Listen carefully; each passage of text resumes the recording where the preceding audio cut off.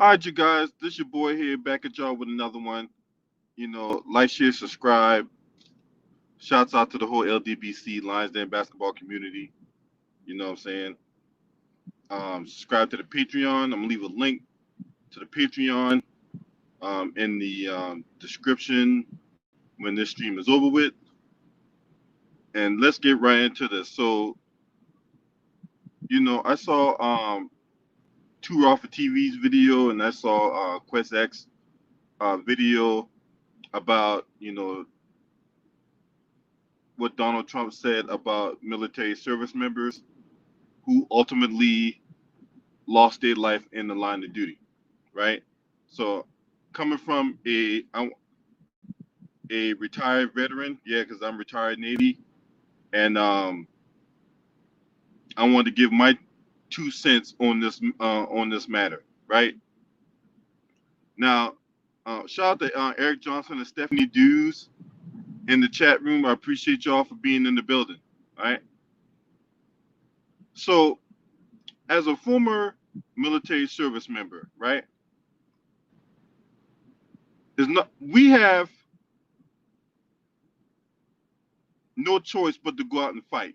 When these bammers up in Congress and the president and all these people want to have us go to war and all that, these old people out here want us to go to war.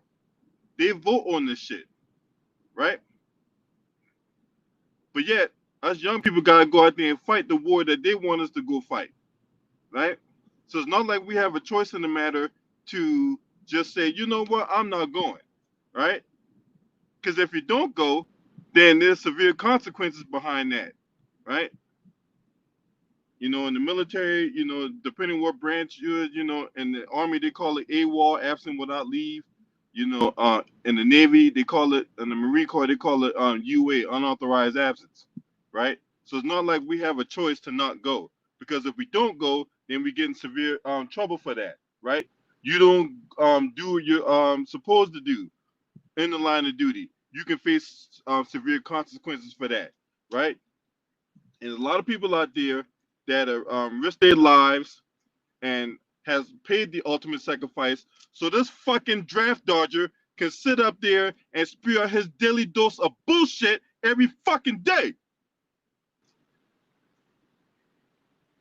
Hey, Trudy King, thank you for your service, man. Straight up, man. And the nerve of this dude. And he's supposed to be president of the United States, right?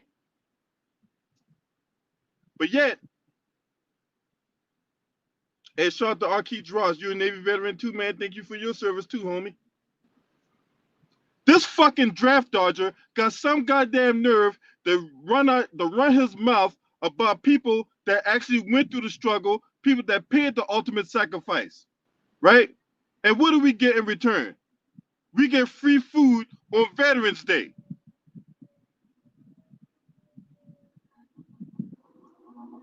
That's what we get in return. Yeah, we get Memorial Day, right? But all that is a during holiday. People get a day off from work, right? He can say that about military service members, but he run around here calling these white supremacists very fine people, right? Shout out to Octavius TX man in the building, right? But you know what? This doesn't surprise me about what this dude said, because this is not the first time he is taking a shit on military service members, right? Now, let's go back to John McCain. Rest in peace of John McCain, right? Before John McCain was a senator out in Arizona, he was a POW, right? Fought in World War II, all that, right?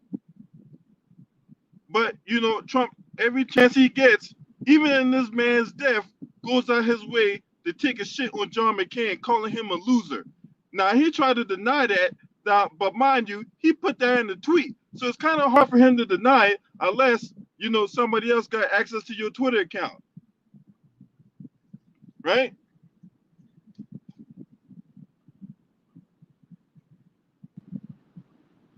He then goes on to say, right? And this is no chronological order, right? But You know, he's made reference to calling generals a bunch of dopes and babies.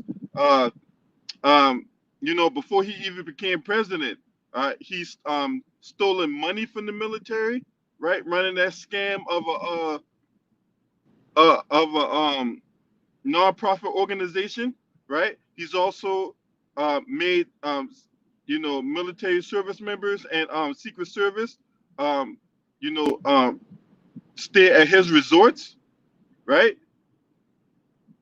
Uh, Amongst countless numbers of issues, I'm pretty sure there's a couple I've missed, right? But there's no evidence to support any kind of claim that this dude is for the military. Hell, this dude couldn't even bring it within himself to tell the military service members the truth about giving them pay raises. He even came out and said that they get paid a 10% pay raise, right? Now, mind you, there's a message that come out every year about military service members and their pay, right? And it's in the defense budget. It's part of the defense budget, right? And we see that message when it comes out. For him to come out and say that, oh, you guys get a 10% pay raise when we only get a 2% pay raise every year, it's disgusting. It's disgusting. Shout out to Talking and Grubbing Media in the building, right? Real Facts TV, I see you in here too. 501 Shy Boys in, I see y'all in the building, man. I appreciate y'all for coming up in here, right? Should not be surprised and you should not be disappointed by what this Bama said. All right? I mean, for crying out loud, it's control, or it's a hoax. It's fake news. Or it's 1.6%. See, that's even lower than when President Obama was giving out pay raises. It's even lower than that. But no, leave it to this Bama. Oh, I've done more for the military than anybody else in history, right? The fuck out of here, dude. You haven't done shit, right? And if it weren't for the fact that Joe Biden is the Democratic presidential candidate, you know, if it weren't for the fact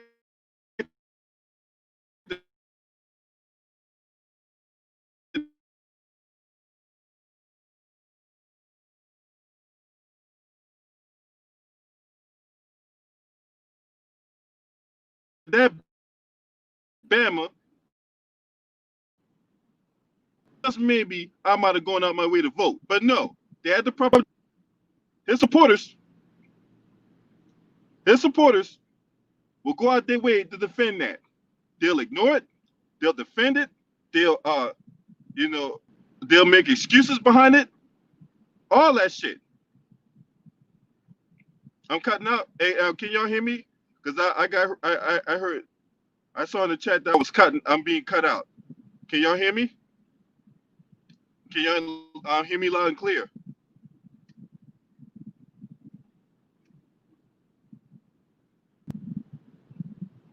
Am I better now, y'all? Cause I heard Real Facts TV say I was cutting out. Okay, awesome. Now I'm gonna repeat this again because maybe I was cut out when I hit a dead zone, right? Because you know I'm on the road. Now his supporters will go out their way to ignore it, make excuses behind it, defend him, all that. Right?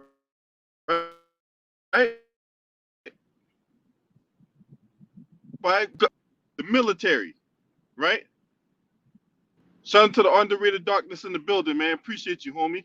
And I'm driving by Trump 2020 sign, keep America great.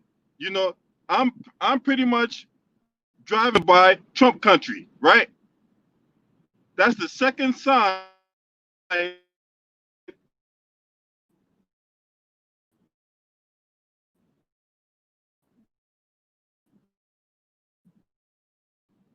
that I saw with a big old Trump 2020 on here, keep America great, right? Even yesterday,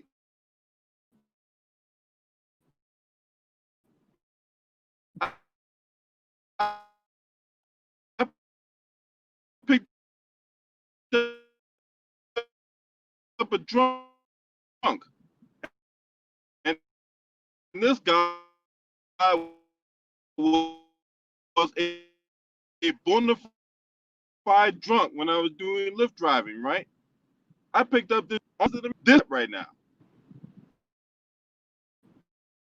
They, they don't like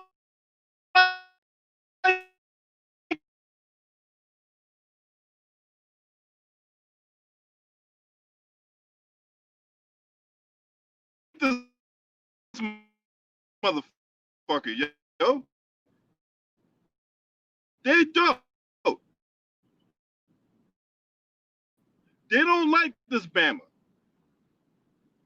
They don't approve of nut cutbacks. We've had downsizing in the military, all that, right? Because if anybody been in the military between 2008, we've had a situation where guys got PTSD out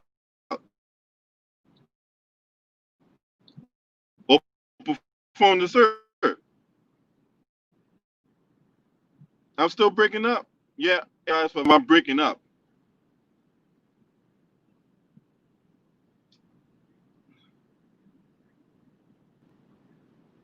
Okay, let's everybody say I'm breaking up.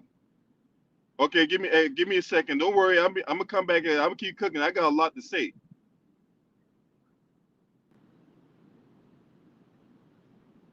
Hey, I apologize for the technical difficulties. I'm driving through Trump country. All right, you know I'm driving through back roads. The people that are staunch Trump supporters. All right, so I apologize for breaking up. You know what I'm saying? I'm driving through these backwoods and shit.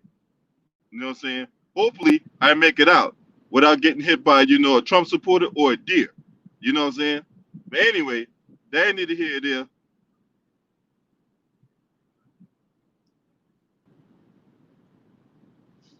You know, yeah, like I said before, when it comes to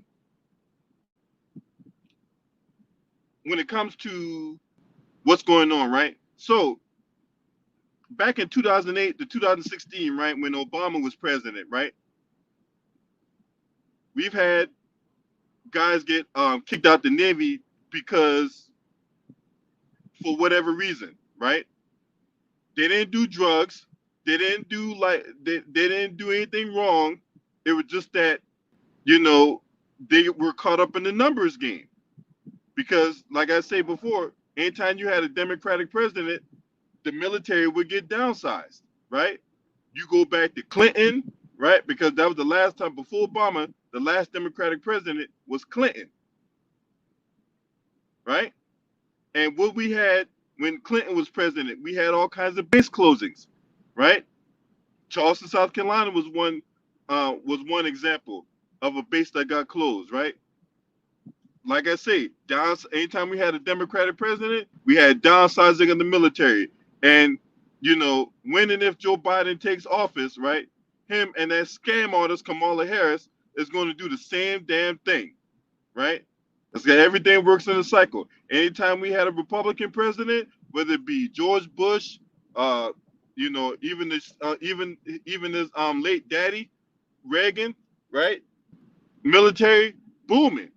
You had all kinds of bases, all kinds of people, contractors, all that stuff, right? As soon as we get a Democratic president, shit's whether it be Clinton, Obama, whatever, right? We get downsized. People get kicked out.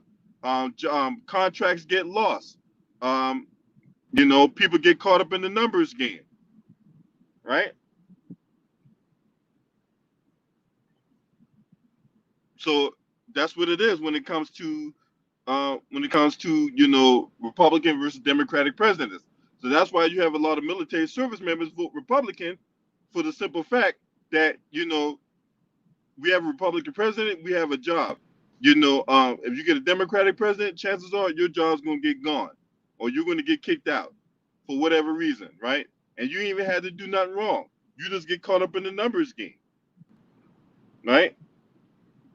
I know several of my closest friends that got kicked out the military just because it was nothing. It had nothing to do with their conduct, had nothing to do with their performance. They just wanted to downsize, and they were caught up in that scenario.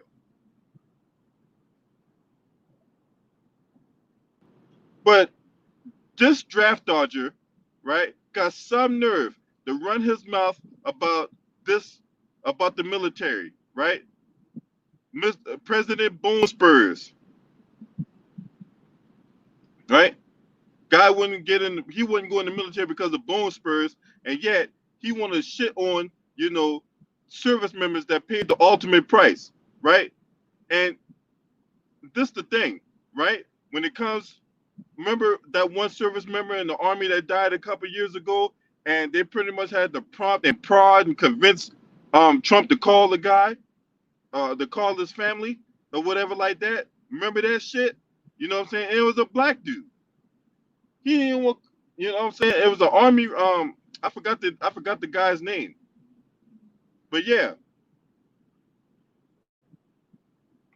dude didn't even want to call the family to talk to the family. And then when he did, it was pretty much half baked, empty headed talking points. It just this man is not qualified to be in office, right? I mean, the dude couldn't even. I mean, look, let's think about this, y'all. Donald Trump couldn't even sell fucking ribeyes for crying out loud. Y'all remember Trump steaks? Y'all remember Trump steaks? But yet, I'm supposed to trust this dude with my life. Okay? The fuck out of here, man. Fuck out of here. Right? And anytime some more news come up about him, he always try to get out in front of it, or he always try to shoot it down, trying to discredit the person that's making the report. And his lackeys always trying to downplay it, or they try to say, "Oh well, Donald Trump is the best president ever, and he's this and he's that, and he's done all this, he's done all that." Get the fuck out of here! Not one time they refute what he said. Remember a few months ago when it came to the whole thing about Vladimir Putin and military service members getting gunned down by operatives of the GRU, right? And then when he got when it was talked about that, he acted like he didn't know what was going on, right? And Kelly McEnany, his little attack chihuahua, tried to do the same thing. Now, mind you, the New York Times, CNN, the Daily Beast, all these other media outlets knew about this particular incident, but the president of the United States didn't know? You mean to tell me that the president of the United States didn't know that his service members are out there in harm's way and getting gunned down by operatives of the GRU, Vladimir Putin's group, right? But yet, he didn't know nothing about it. He didn't know about it. The vice president didn't know about it. How the fuck y'all don't know about it? Right? These motherfuckers get a daily briefing every morning.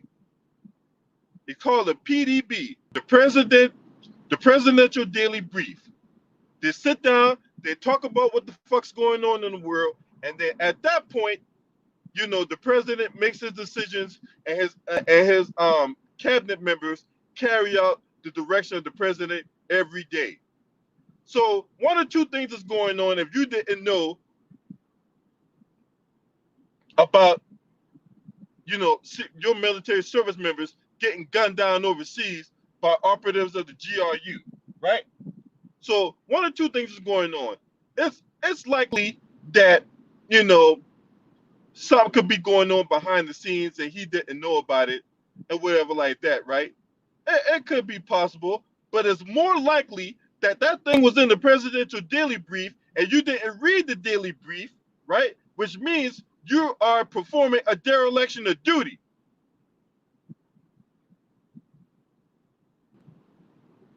And at that point, that is grounds for impeachment. That is grounds to get his ass out of office. But this will these Republican senators grab some fucking nuts and do it? No, they will not.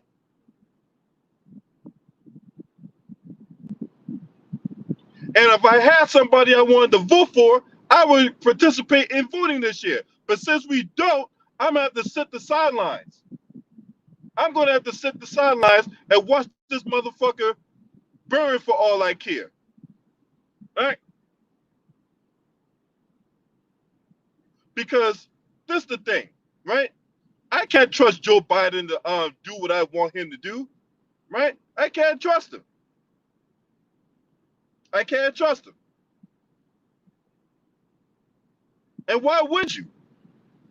He has proven that he's not qualified neither. This dude been up in the Senate for like goddamn 50 years, right? For damn near 50 years. He's been in the Senate, he's been the vice president, right? For 8 of those years as well. So, close to 60 years, this dude been up in Washington, D.C. What evidence do you have that Joe Biden will all of a sudden now hold police officers accountable? What evidence? What evidence does someone have for Kamala Harris all of a sudden now hold police officers accountable? Because remember, these two Bamas was bought and paid for by police unions, right? Bought and paid for by police unions, right? Going out their way to defend cops.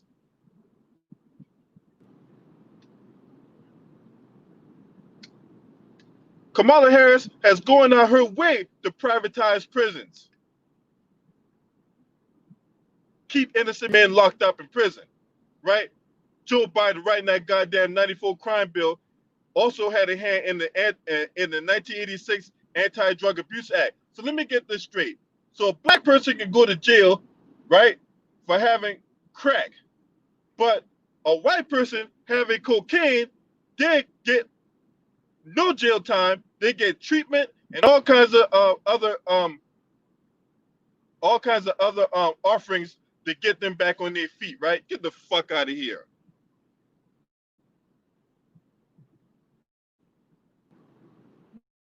I mean, come on now.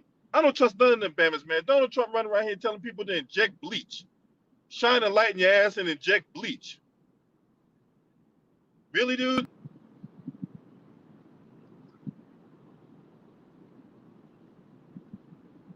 Oh, his IQ less than that, bro. Bruh, brother, his IQ less than that. I mean, the motherfucker, hey, I really think something wrong with that dude, man. You know what I'm saying? Because let's not forget, there was that secret trip to Walter Reed Hospital at 2 in the morning, right? Now, let me ask y'all something. Who does physicals at 2 o'clock in the morning? Me, I just want to know, have anybody ever heard of anybody getting a physical done at a routine physical done at 2 o'clock in the morning?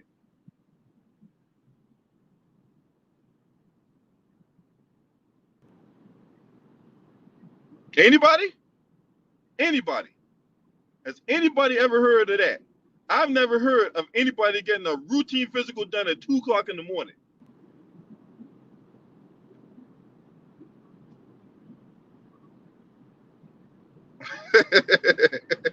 Talking to Grubber Media, you funny as hell, boy. For real, man. That's funny.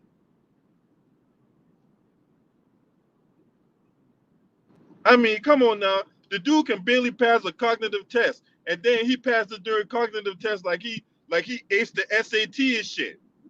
Get the fuck out of here, yo. He talking about that during test like he aced the SAT or some shit. This fucking draft dodger. All right? You got people out there that'll go vote for him no matter what. This dude can say whatever, do whatever, and you know what? They'll sing the praises for this dude. They're gonna pack the arenas for this motherfucker, right? Ask Herman Cain what happened to him. You know what I'm saying? Herman Cain, that's supposed to be his best friend, right? He don't even care about his best friend Herman Cain. Herman Cain went out there doing all that buck dancing, and you know that buck dancing got him a one-way ticket to the morgue, right? Got him a one-way ticket to the morgue. Oh yeah, Herman Cain. Let me, you know, Herman Cain. If you listen in the afterlife, I just want to know how you still be able to go.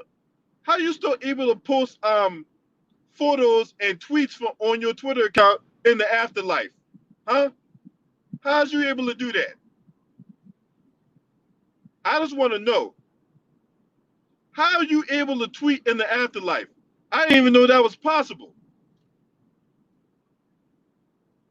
Did you get did you get reincarnated? Huh? Did someone reincarnate you that I didn't know about? Because I'm pretty sure you can't tweet in the afterlife. Okay?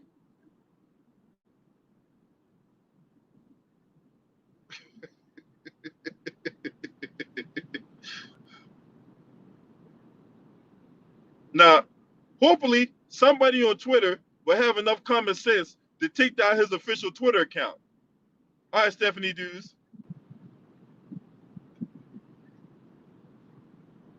I was asking the question, how is you able to tweet in the afterlife? Please explain that to me. Inquiring minds want to know. What's it like up there in heaven?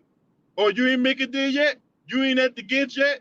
You ain't suffered judgment there yet? How? I mean, I just want to know, Herman Cain.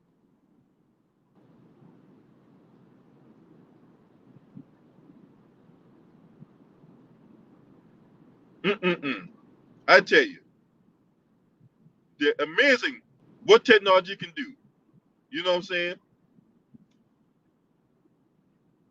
Maybe he can't hear me. Maybe I go get a Ouija board or something. That's what I do. I get a Ouija board and ask him, hey, how is you able to tweet in the afterlife? All right?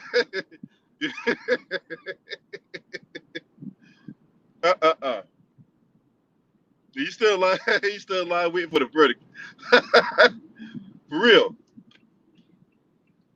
Something. Cause that was insane when I saw that. What's up, Brandon Nicholson? What's up, First Down? What's going on with y'all? Appreciate y'all for being up in here. You know what I'm saying? Good to see y'all. But Trump don't care about his boy. He down there. The Herman came down on the ground, rotten, stinking, skeleton and bones and shit.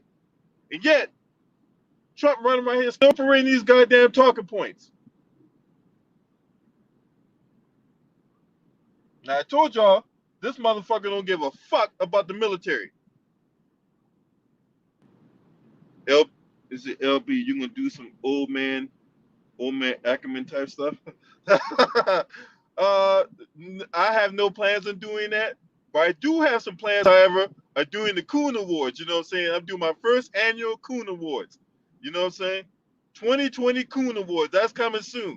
You know what I'm saying? I need to get two raw. Maybe I get James. I get James up in here. Maybe Eric Johnson, and probably Stephanie Dews and Unique Dawn. You know what I'm saying? I talked to them. You know what I'm saying? Maybe, just maybe we get some maybe we get the fucking Coon Awards, you know what I'm saying? I think I have, Coon of the Year and most viral buck dancing moment. And that's so that's two awards I'm coming up with already. You know what I'm saying? Um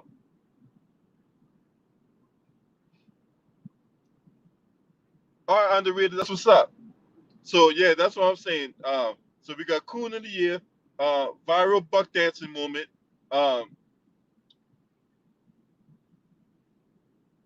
lifetime achievement award. You know what I'm saying?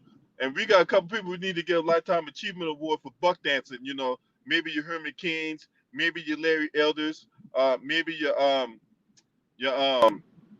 what's the other motherfucker name? Oh shit, maybe your Al Sharptons, Jesse Jacksons, or whatnot. You know what I'm saying? Maybe those old fucking bats. You know, maybe I'll get them. That lifetime achievement award shit. You know, for all that buck dancing, all that goddamn cooning, right? And yeah, Katrina Pearson. You know what I'm saying? If you ever watching this video, just know, um, I don't like you out here buck dancing. You know what I'm saying? I don't like you out here cooning. Stop all that goddamn cooning, Katrina Pearson. You know what I'm saying? You too fine to be out here cooning. Oh yeah, Aunt Jemima of the year. Yeah. Oh yeah, there's some good. Hey man. Yeah, male coon of the year, female coon of the year. Yep, that's what we call Aunt Jemima of the year. Man, look, I'll tell you right now, Candace Owens is in the front. She's a front runner for that award. She's a front runner for that dubious distinction. You know what I'm saying? Hey, hey, you know what the trophy could be like? Hey, trophy could be like a pair of butter biscuits. You know what I'm saying? The trophy, the Coon Award could be like two butter biscuits stacked on top of each other. No, I take that back. Three butter biscuits stacked on top of each other. You know what I'm saying? That's gonna be the Coon Awards for 2020. What's up, Luda Ryder? Hey man, you already knew I was gonna fucking cook on this shit. You know what I'm saying? You already know I was gonna cook on this fucking Bama Trump, man. You know what I'm saying? I don't look. This motherfucker out here, goddamn, disrespecting the military, man. Every way, shit, form, or fashion, this Bama out here disrespecting the military. I don't like that shit, man. I don't like that shit. Lizzo, hey, yeah, that's true too. Hey, and then we gotta do the Coon Award in sports. You know what I'm saying? So we gotta get you know, the Coon of the Year in sports, right? Because there's a lot of people in sports that be out here doing that buck dancing and whatnot. You know what I'm saying? Whether it be Stephen A. Smith, whether it be Jason Whitlock, whether it be Jonathan Isaac, whether it be that one motherfucker that played for the Pittsburgh Steelers. I can't remember his name right off the top of my head. Yep. So we got to give Coon of the Year in news. We got to give Coon of the Year in sports, and then of course, the overall Coon of the Year. You know what I'm saying? And then male of the Coon Male of the Year, female Coon of the Year. Lifetime Achievement Award. Man, this just will be epic, man. Look out for that one. That one like that one might come out October, November timeframe. And if I get 1,000 subscribers, remember I'm giving away an Xbox. I'm giving away an Xbox One S once I get 1,000 subscribers. All right, I'm sitting at 572. Get me to 600, and we'll be 400 away from that 1,000 subscribers, man. We have a nice little celebration, man. Once I hit 1,000 subscribers.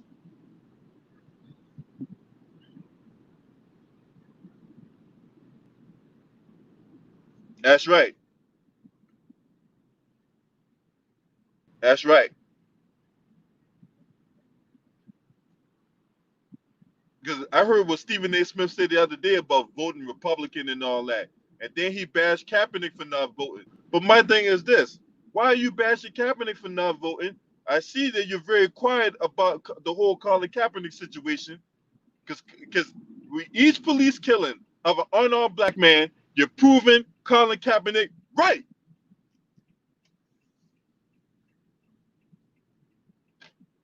You're proving Colin Kaepernick right. And I see that you're radio silent about the whole issue, Stephen A. Smith. You got the fucking platform. Why aren't you out here running your fucking rabbit ass mouth about this shit?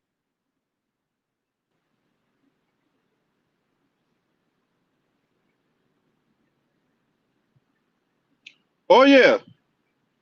And shout out to Myron Jones. Tune him out in the chat room. Shout out to Myron Jones in the building. Oh, is Frank O'Hara? Oh yeah, who could ever forget about Terry Crews? Terry Crews running around here calling us, talk about black supremacy and shit. Shit, I'm all for black supremacy while you're bullshitting. You know what I'm saying? For only 400 years, we've been subjected to white supremacy. Why not have 400 years of black supremacy, black excellence, black magic, all that shit?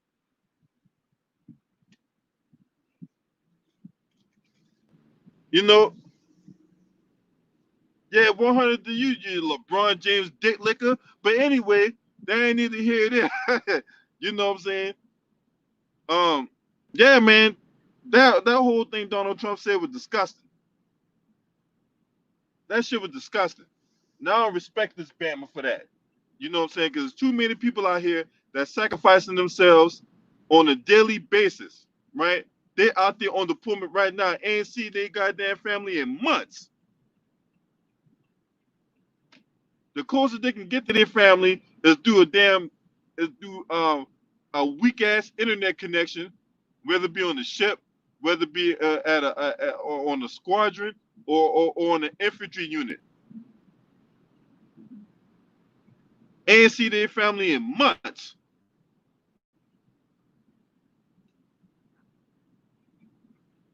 People out there, we can't even get a military discount at goddamn Walmart, for crying out loud.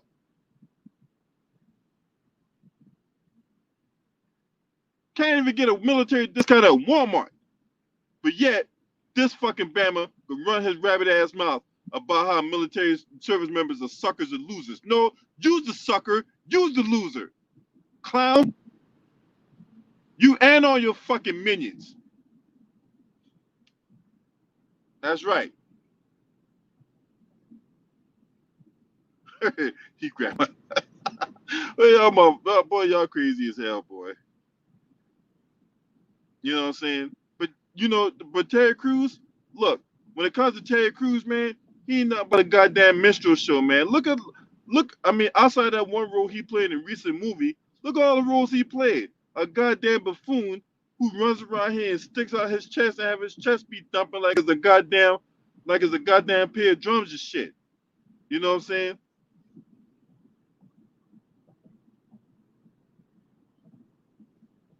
Shout out to my boy T Jordan in the building. Yeah, he said that bullshit, man. He said that crazy ass shit. And then, just like the whole thing with the impeachment and all that, right? Now, notice nobody refute none of the things that was said. Nobody refute none of the things that was said. Just like I always talk about with Kamala Harris, when you can't answer the question about something, you just talk around the issue.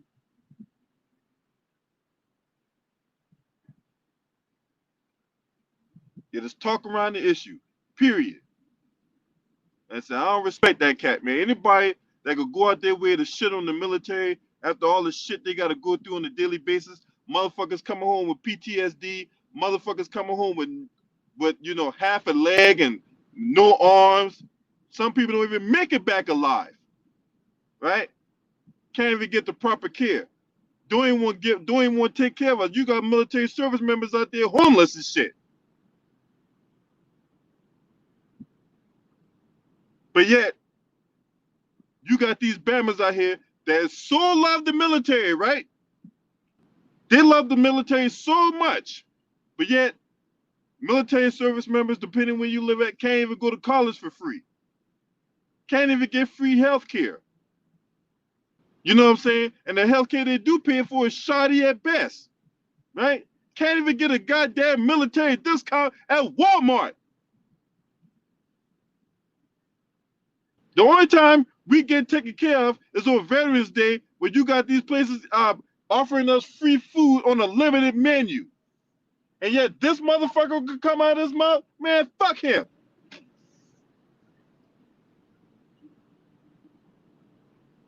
And then these stores ain't even nice enough to let us take it to go.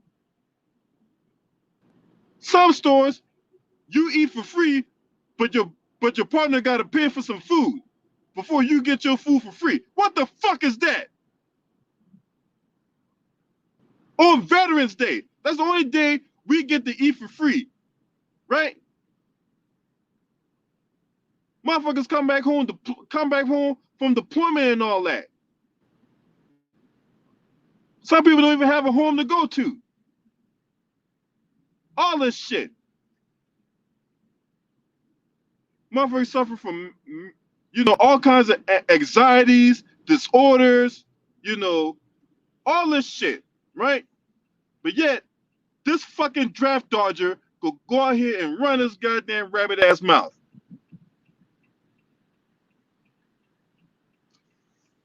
You say you still laughing at Oh yeah, and who can ever forget about Jerome Adams, right? Do it for Big Mama. Get the fuck out of here, dude. Do it for Big Mama. With that goddamn cue ball on the top of his fucking head. Looking like a goddamn chocolate milk dud. Do it for Big Mama. What the fuck you mean, do it for Big Mama?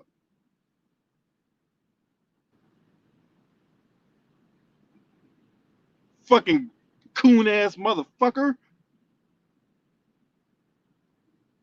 And fuck Roland Martin too. I told y'all that motherfucker trying to get a job. Soon as Kamala Harris go up in office, that motherfucker be out there like goddamn Porky Pig. Trying to get a goddamn job. Shout out to Maximus Royalty in the building. Appreciate you. Grand Rising family to you as well.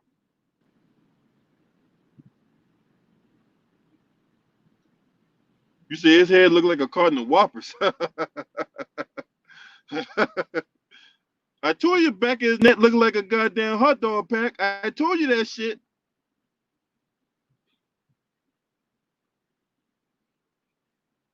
Told you the back of his neck looked like a hot dog pack. He over there trying to do the wobble. Get the fuck out of here, roly poly. The fuck out of here. Then when I asked him about voting, yeah, you gotta go. Yeah, you gotta go out there and vote. For what? For who?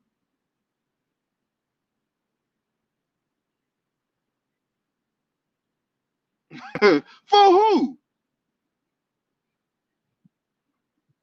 You said somebody need to cut. Man, I'm telling you right now, Maximus Royalty, I'm telling you right now, they got a lot of cutting to do. I tell you right.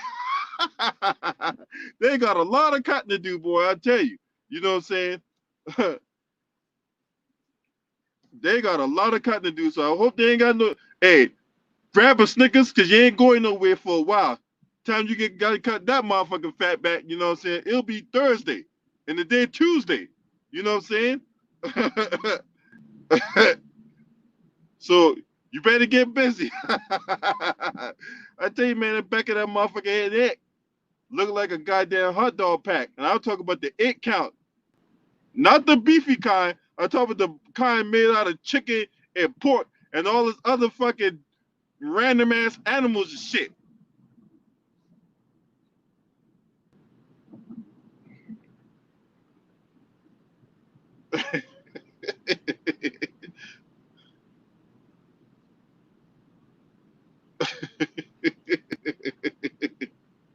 Man, let me get off roly poly, man. You know what I'm saying? You know, but we all know what he trying to do. He trying to get a goddamn job. You know what I'm saying?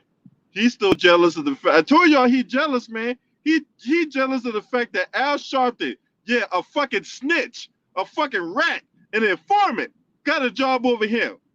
Cause you know Al Sharpton work at MSNBC.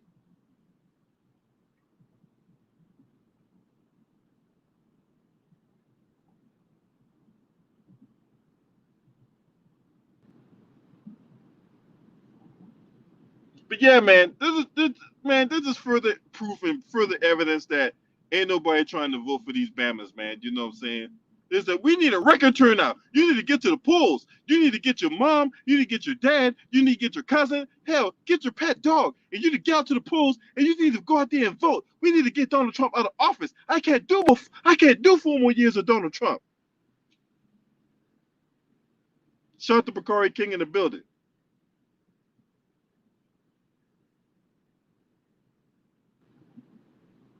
You said Al Sharpton seal clapping. Hey man, and he always been seal clapping for fish. Dang, he always been doing that. You know what I'm saying? Al Sharpton is that he's that coon. You know what I'm saying? Anybody got a problem? Anytime black people get turned up, next thing you know, they run out bootlicks like motherfucking Al Sharpton and the referee Jesse Jackson. I yeah. Oh, Messy Jesse going out there camping for Sloppy Joe. You know what I'm saying? Two peas in a pod. Woohoo!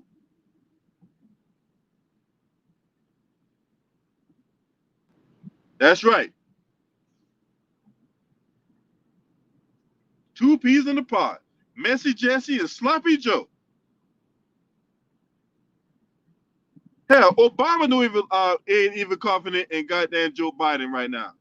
He not. He not.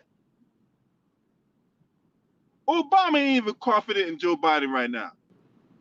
That dude said, don't estimate Joe Biden's ability to fuck this up. That's what Obama said. You don't believe me? Go Google the article. You don't believe me? Go Google the article. Man, in front of everybody, they standing side by side, hand in hand, right?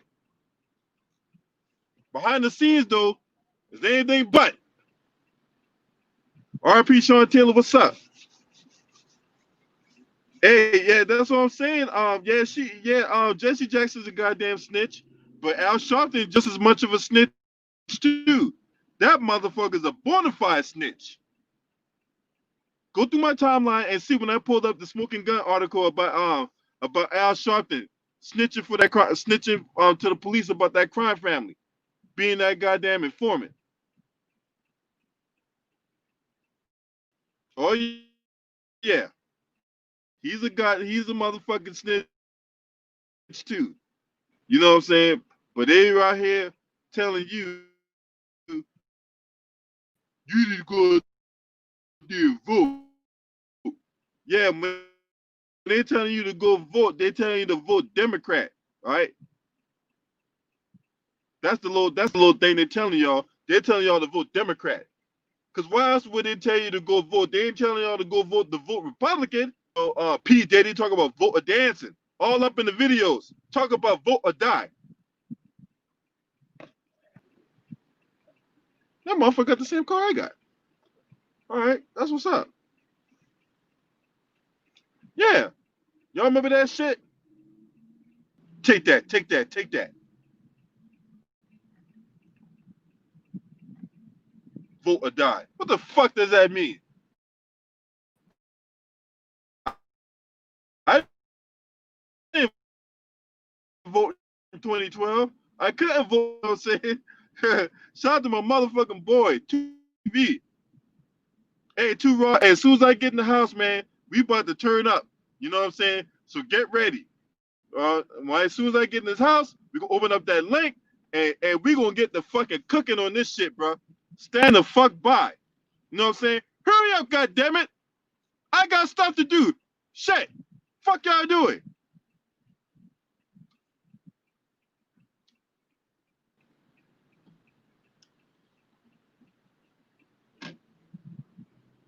Yeah, yeah, goddamn.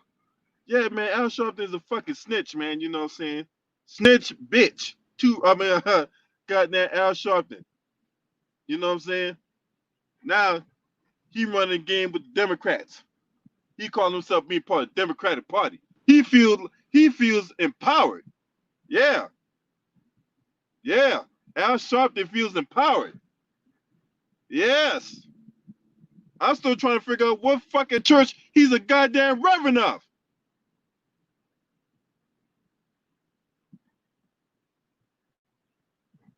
I ain't see no church that said First Baptist Church in Brooklyn, New York, with a Reverend Al Sharpton pastor.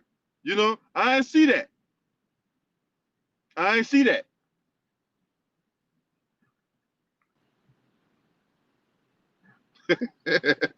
I ain't see that nowhere in Brooklyn, New York. All right, man. What the fuck are y'all doing? Man, hurry y'all asses up.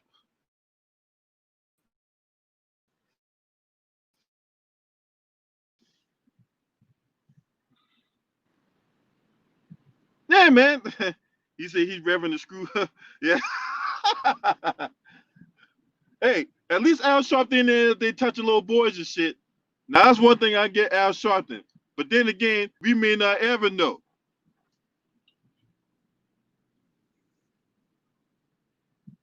We may not know.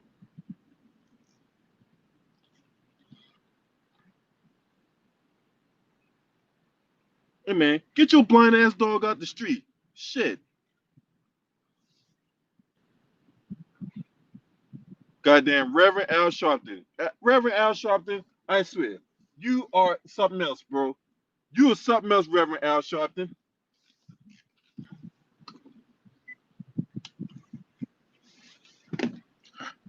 Oh, you talk about what's that motherfucking name?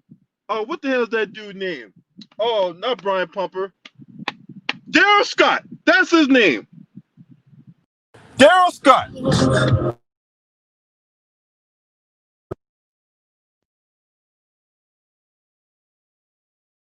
Daryl Scott. Who could ever forget about the Reverend, the distinguished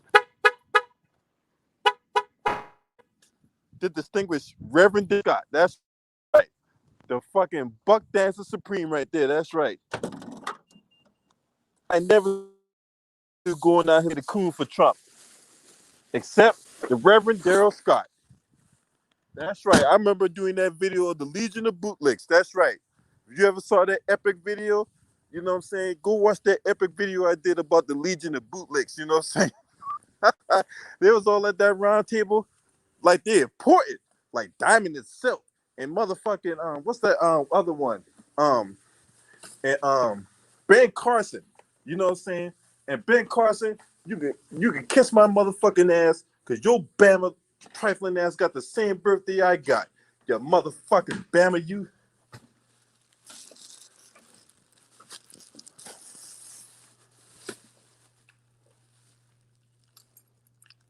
Oh yeah, I remember that. I remember that, Eric Johnson. I remember that. Yeah, meet with the Tuck Gang thugs. Yeah, I remember that shit. Yeah, President Trump, we're gonna have a hey, I'm gonna get with the Top Gang thugs so we can have a meet so we get that body count down.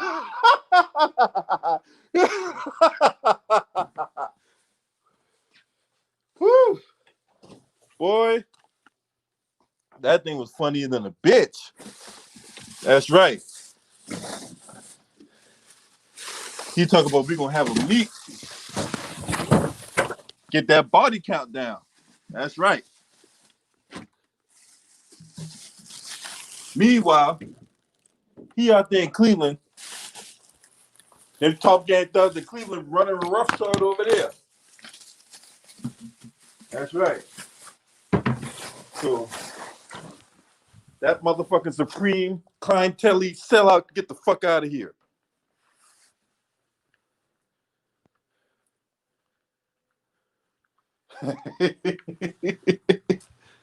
That's right. We're gonna cook on this Bama. You know what I'm saying? I about to man. That's right. I couldn't wait. Talk about this shit.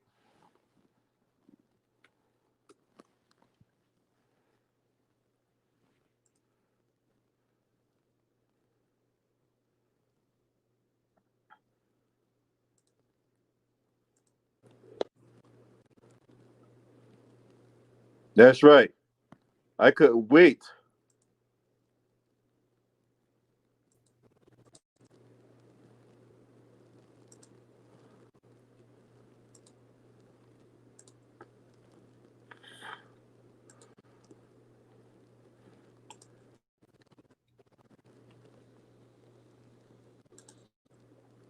Can y'all hear me?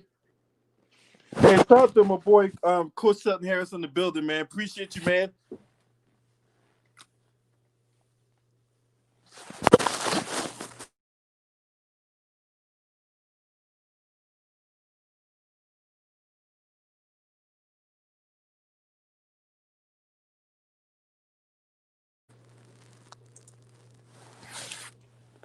Yeah, man. So I go put the link in the chat room, man, and we gonna get cooking on this shit.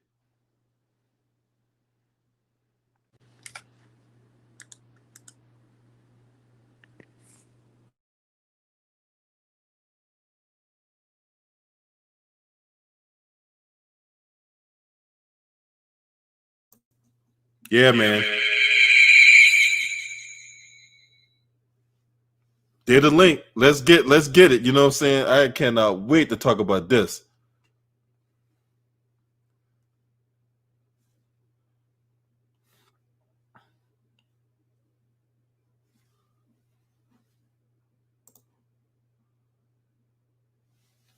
Yeah, man. Let's get it. Let's get it, man. You know what I'm saying? I couldn't wait to talk about this shit, man. I know everybody got their 2 cents on this motherfucking Bama Donald Trump. You know what I'm saying? Because I cannot stand this dude.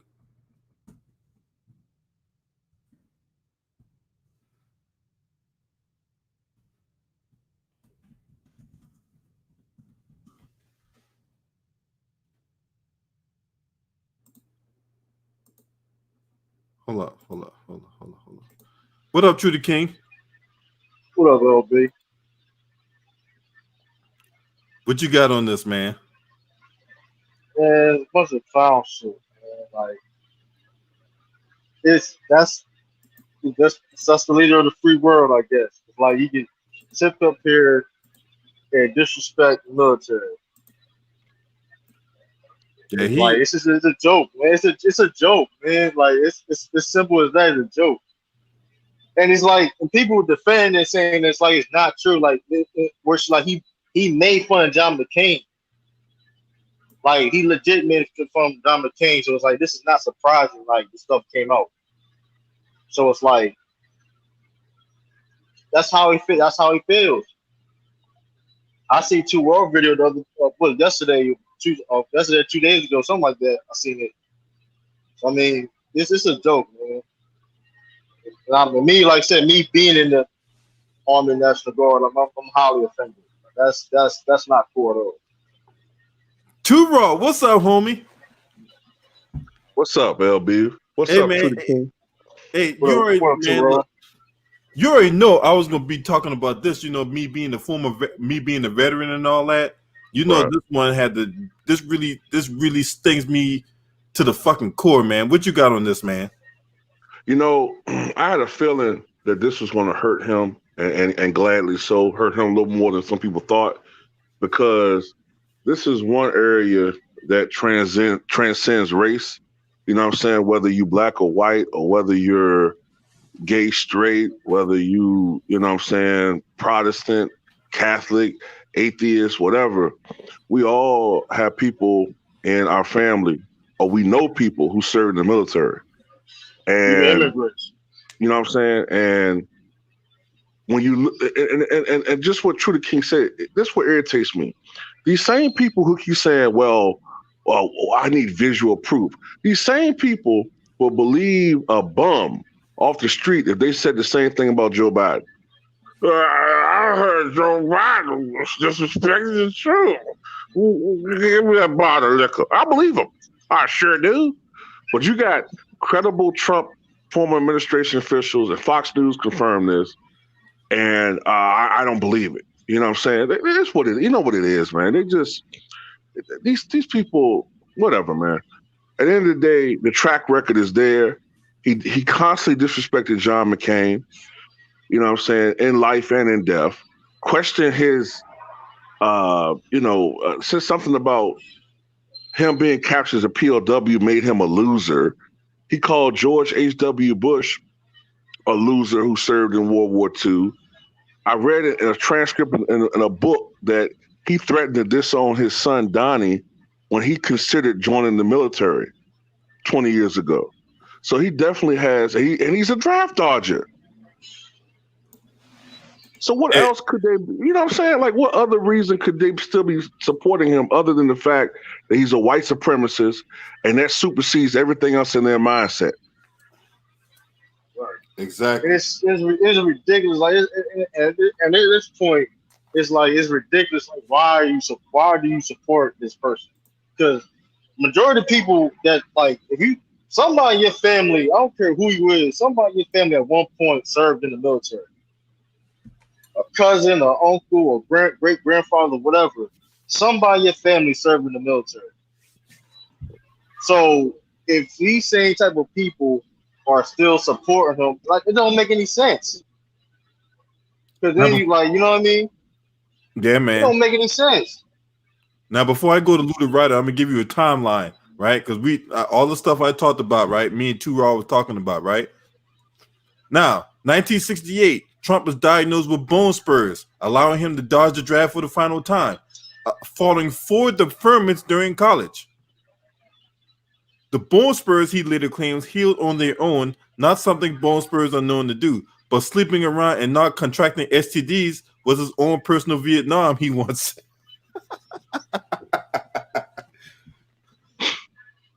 Man, this I guy. just asked Stormy Daniels how little the dick was. But anyway, that ain't neither here or there, right? Anyway, July 2015.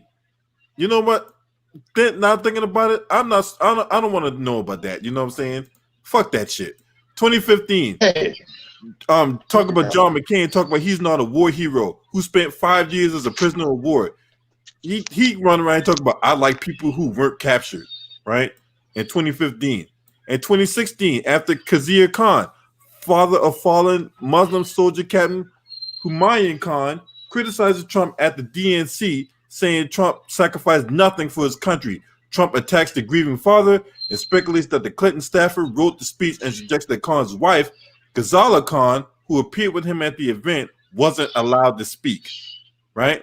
Then, in October of 2016, speaking to a veterans group, Trump suggests that soldiers suffering from PTSD aren't strong, right? June 2017, Trump promises to start online fundraiser for a grieving military father and to donate $25,000, but does neither until pressured by the media months later. Then, a month later, in July 2017, in a tweet without consulting his top military advisors, Trump announces he's banning transgender service members, calling them burdensome and disruptive. So basically, if you was a lesbian or a gay in the military at that point, because remember, during the Obama administration, they went out, they made it to where if you was gay and you was lesbian, you can still join the military, right? You can still serve your country or whatever like that. As soon as Trump get in office, pretty much undid that whole thing Obama did with the swipe of a pen, right? So if you was gay, if you was lesbian, it didn't matter what you did. You was getting kicked out, period, right? Then, in October 2017, 4 soldiers are killed in Niger, and Trump make no comment for 12 days, but then tells the widow of Sergeant LaDavid Johnson that her husband knew what he signed up for when he called to express his sympathy. That's what I was talking about earlier. I remember that. Yeah, that's what I was talking about earlier. I just couldn't get the guy's name out my mouth. But you know what? This doesn't surprise me when it comes to this fucking Bama. February 2018, Trump orders the Pentagon to plan a grand military parade for him to review down Pennsylvania Avenue. The dream, which includes period uniforms and an air display, is shelved when the cost reached $92 million. Right? Because remember, he wanted that parade on 4th of July. Because he wanted the tank to go down the Lincoln, that bridge that separates Arlington from the Lincoln Memorial. Remember that shit? And then, but they came back and didn't do it because the tank would have fucking collapsed the bridge. Shout out to my boy Quest X in the building, man. August of 2018, the overhaul of medical records for 9 million vets is guided by 3 members of Trump's Mar-a-Lago club, the head of Marvel Entertainment, a Palm Beach lawyer, and a doctor, none of whom are government officials who have ever served in the military, right? October 2018, Trump deploys more than 5,000 troops to the Mexico border to defend the country from a non-existent invasion of migrants, a stunt that just maybe had to do with the midterm elections a week away. Plus, the troops were kept home. They were kept home on Thanksgiving the following month. In November 2018, in France, he no-shows at a ceremony for the 100th anniversary at the end of World War I because it was raining outside. Oh, yeah, I heard about serious? that. He didn't want to get his hair wet. Are you serious? He didn't want to get his hair I'm serious wet. as a shark attack, man. I'm serious as a shark attack. He has a serious. I don't know why he has a serious like issue with the military or something. I don't like that. Like he has a serious like disdain for the military. Oh, it It's goes like on. it's It disgusting. goes on. And November 20, later on that month, he skips a Veterans Day ceremony at Arlington Cemetery, later explaining he was extremely busy. Later on that month, frustrated by the Florida midterm recount, Trump tweets must go with election night results, which would exclude ballots from service members overseas. Right? Then, later on in November 2018, after retired Admiral William McRaven criticizes Trump attacks on the media, Trump goes in an offensive, calling the former SEAL who oversaw the killing of Osama bin Laden a Hillary Clinton fan and an Obama backer, and suggests that the military should have gotten Osama bin Laden a lot sooner. Then, December of 2018, after nearly 2 years in the office, Trump finally visits a combat zone, then tells us bullshit about giving them a 10% pay raise when it was only less than 3%. Does he understand that the guys who are supposed to protect him used to be former military guys? He got his own people. He don't got like he has like his own people. He don't even use like the. I'm pretty sure his own people used to be military too. Well, so, maybe I don't know. Well, knowing him, I don't know. It's just like he has, but I don't know. He's out of pocket. Like, I'm just saying. If somebody tried to shoot Trump, I wouldn't be proud those guys don't turn the other way. Well, I mean, from what I've read about those Secret Service agents, is they try their best not to put their personal feelings involved with their job. Right. But some of them obviously, like after they retire, whatever, yeah, they have said that some of these presidents are complete and total douches. But I'm telling you, man, this guy though. Oh, this is my God! When it comes to douchebags. Right, yeah, he's on another level. He makes Nixon look like a choir boy. Yeah, Jesus. It's too raw. What did I keep saying in your videos over and over again? If you're gonna let a narcissist at the president, this is what you get. Yeah. Like it's at extreme levels. This is like, come on. And it's crazy. You still have people in the military that still gonna support this. Like support them. That's the crazy thing about it. But Too Raw was kind of right though. They came after Colin Kaepernick with the whole military thing. How come they're not coming after Donald Trump with the whole military thing now? Exactly. Hey, like he said, like it was public. Like when he came at John McCain, like that was public. Like I don't understand. Like I don't understand it, man. It's weird, man. Hey, shout out to Mexi Metal. Shout out to Mexi Metal 96, man. Hey, man. Hey, long time no see indeed, man. I appreciate you for coming in, homie. For real. Good to see you. But yeah, this dude, this the hypocrisy about these motherfuckers, man.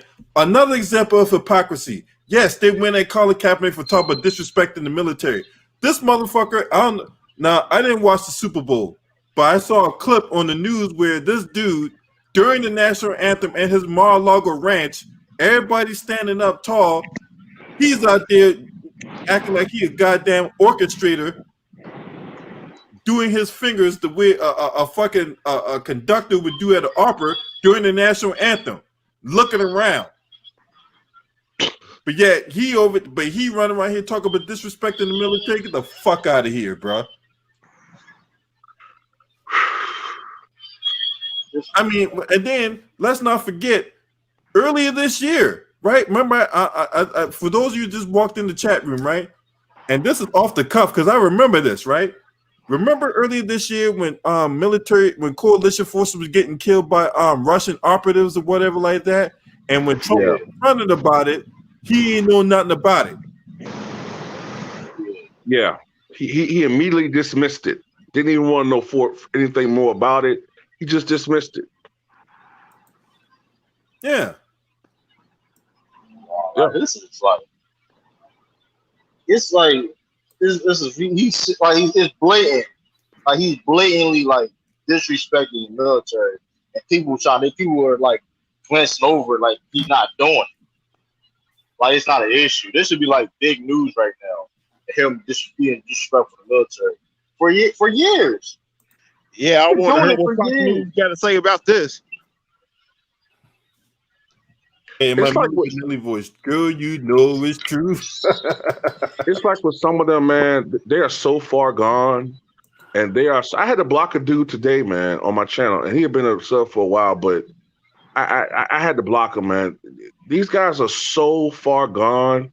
It's almost like if somebody equated this, they're almost like they're radicalized like jihadists. Like there's no talking any sense into some of these people, man. They are so far gone in this Trump cult. It's not even about politics anymore. He's become like a messiah to these people. He's a white supremacist messiah, or he represents something to them. I don't get it, but it's beyond politics now. It's weird. Yeah, some of them can't be reached anymore. Very weird. That's why I wouldn't have to take them serious at all. I don't care. Like it's like I can disagree. We can have disagreements and stuff like that, whatever the case may be. But when it comes to stuff like that, that is like that affects like him disrespecting the military affects anybody in a certain type of degree. You know what I mean? Like everybody. I probably hear that somebody you. I don't know. You have family that serve in the military, or you know a friend or something like that. So it's like you supporting that. It's like, what do you like? Come on, you have people like you literally have people in service that supporting them. It's like that's crazy. So get this, y'all. So let me get this straight. At Quest, you can attest to this, right? Maybe Too Raw, Luda Ryder, everybody, right? So let me get this straight. The New York Times, the Daily Beast, CNN, right? All these other media outlets knew about this supposed hit on coalition forces, but the president of the United States didn't know. The vice president didn't know. Get the fuck out of here, y'all. So how the hell does the New York Times know about this? Because they're the one that first broke this story about that. So how did the New York Times know? And this goes back to one of the videos Quest X did about, you know what? I wouldn't be surprised if Kellyanne Conway was that person that leaked that out. Yeah. I wouldn't be surprised if she was the one that leaked that out. Right? So how the New York Times knew about this, but the president of the United States didn't know? Okay, even if the president didn't know, the vice president should have known. So Mike Pence didn't know about this? The fuck out of here, man. Somebody practicing a dereliction of duty around this bitch. Hey, LB, that did run through my mind when this story broke about Trump disrespecting the troops. Don't you find it kind of interesting that Kellyanne Conway left the administration like maybe a week or two before that broke? Yeah. Yeah. Yeah. You know, I think that they're all disgusted by that man. She trying to, you know, oh well, you know, I got to focus on my family. No. There's some shit that's going on right now, and I wouldn't be surprised if it was between her and what's the other girl name? Kelly McEnany. Yeah. His other little tech chihuahua. Be honest with you guys, at this point, I think they want to quit work for Donald Trump, but with the whole COVID thing going right now, they got no choice but to work. Man, them dudes don't. Man, look, who can ever forget about shining light in your ass and injecting bleach?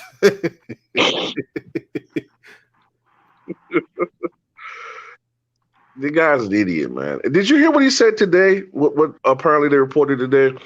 He said Trump, the only way that he could lose is if it's rigged, which already means he's not going to concede.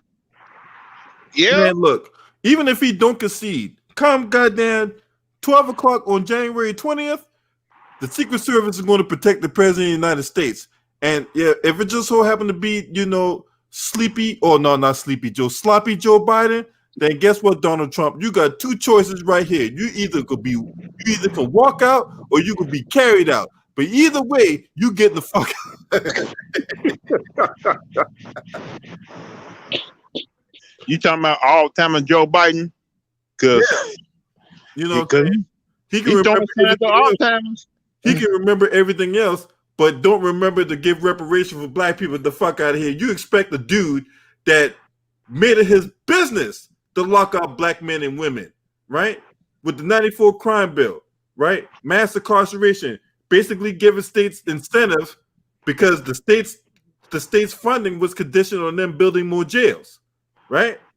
The 3 strikes law, all that was in that goddamn crime bill that he was touting Biden's law in 1994. Now in 2020, Biden's law don't exist no more. The fuck out of here. Who the hell put you up to that, Joe Biden? You got that fucking linebacker. What that girl name is with the fucking big ass teeth and the fucking head looking like a dirty tennis ball? What that girl name is? Oh yeah, Simone Sanders. That's her name. That's who put you up to seeing all this bullshit, right? You see the video of Simone Sanders tackling somebody? Hey, y'all know Hillary Clinton trying to get a job if he be elected president. Oh, she might get a job, but I tell you right now, I for those of you who just walked in the building, I said this earlier in the video, right? The person I think that's trying to get a job the most is Roland Martin. Yeah, I think if Joe Biden does become president, I think Kamala Harris is gonna be the one picking that staff out. Well, they say, well, I wouldn't be surprised if she out there. Well, she don't have no say in who be on the staff or whatever like that. Because ultimately, it's up to Joe Biden who's on the staff. If you remember what their names are. He said, "Don't estimate Trump loyalists. He has a secret guard. We all saw him up and down in Portland. Even if he loses, I wouldn't. I wouldn't do the. Hey, you know what? Hey, you know what, Quest? Hey, you might be right about that. I would not put nothing past Donald Trump if he loses this election, bro. Hey, Russell might try. I wouldn't practice Russell try to help him cheat again. Hey, why you think he doing? Why you think he talk about all this voter fraud shit? Why you think he out there got his postmaster general to pretty much take all the goddamn mailboxes off the street, cutting the hours of the employees working at the post office, telling them they're not getting paid overtime. All that is by design. And then their protesters was outside his house too, Raw.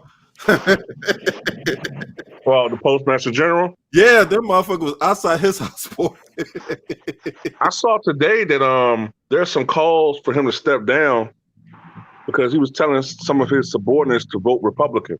Yep. And to send money to Republican candidates. Yep, he was telling them to donate money to the Republican Party and all that. Yep. Yeah, so we doing that. We reacting. Daniel Cameron stepped down too. Man, you know that motherfucker ain't stepped down, man. You know what I'm saying? He a Mitch McConnell protege. Mitch McConnell is gonna fucking go out his way to keep that fucking banana, that old banana in the tailpipe motherfucker in power. And ain't he getting married to his granddaughter or some shit? Hey, Luda Ryder, you out there in Louisville? Who that girl? Who that girl that's he's fiance to? I don't know who that white woman is. I don't care who that white woman is. I heard that was Mitch McConnell's granddaughter. I'm proud of Mitch McConnell letting that happen. Oh man, come on, man. Look, the dude been out there, you know, putting on his tap dancing shoes for a while now. All right, that motherfucker had enough time to be out there at a family gathering with his fiance. He had time to be at the goddamn Republican National Convention with and using that girl's death as a political prop, but he ain't got no time to arrest those fucking bammers responsible for that woman's death. Hell, he's giving them protection, man. Yeah. You mean to tell me they was quick to arrest Kenneth Walker, but not so quick to arrest those police officers involved in that killing? Right? He got time to smile with Donald Trump. With them fucking baby whale teeth he got.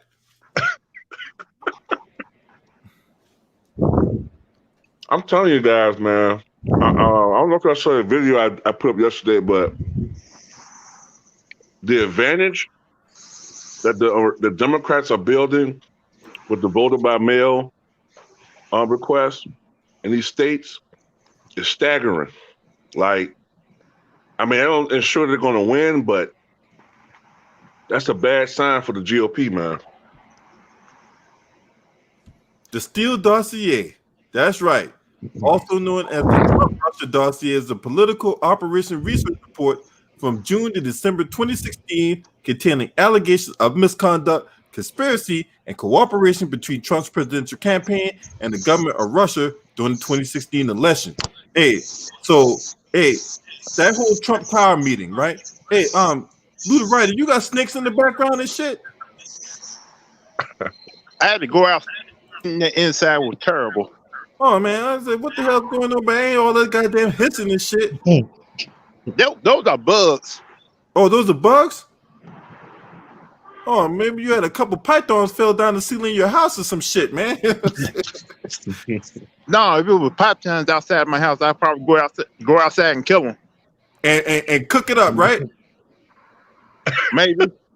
I ain't put nothing past you, man. Look, hey, Luda Ryder, you my boy and all. I ain't never eaten no food at your house.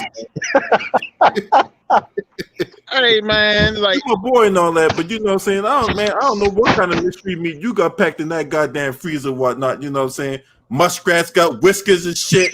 You know hey, man, sometimes when you grow up in the country, you just learn how to eat things that ain't right. You know what I'm saying? What the fuck is that? Oh, that's a muskrat. What the I don't eat no muskrat though. Like, shit, I can't tell, motherfucker. Hey, you probably got that. What that little sauce, what that pan they got? You can saute some shit in the oven and whatnot, and put gravy over it. Man, look, I don't trust. Hey, look, you my boy and all that. You know what I'm saying? But hey, look, if it ain't chicken, if you ever want to learn how to grow vegetables, I'm your man. All right. That ain't no meat, so I'll go with you on that.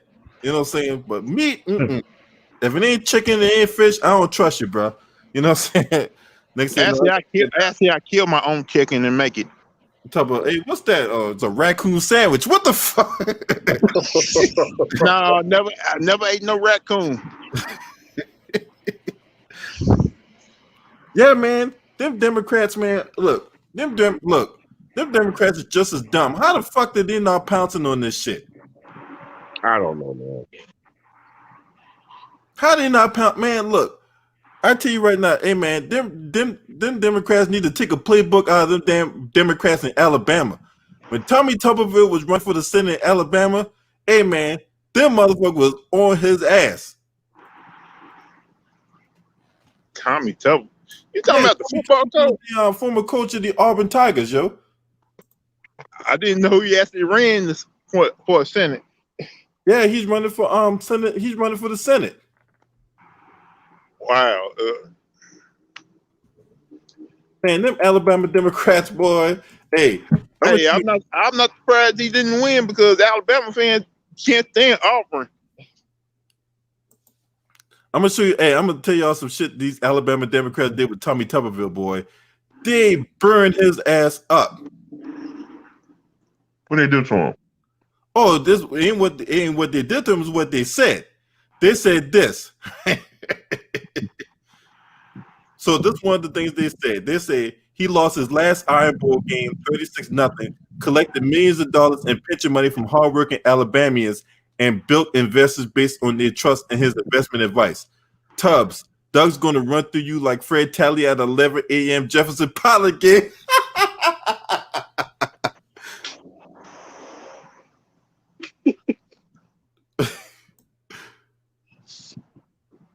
Boy, I tell you, them Alabama Democrats, boy, they ain't holding nothing back on Tommy Tuberville, boy. Hey, when it comes to rivalries like that's going to happen. Oh, that's not what. That's not anything else they said. Oh man, they went in. They went in on Tommy Tuberville, boy. They was like,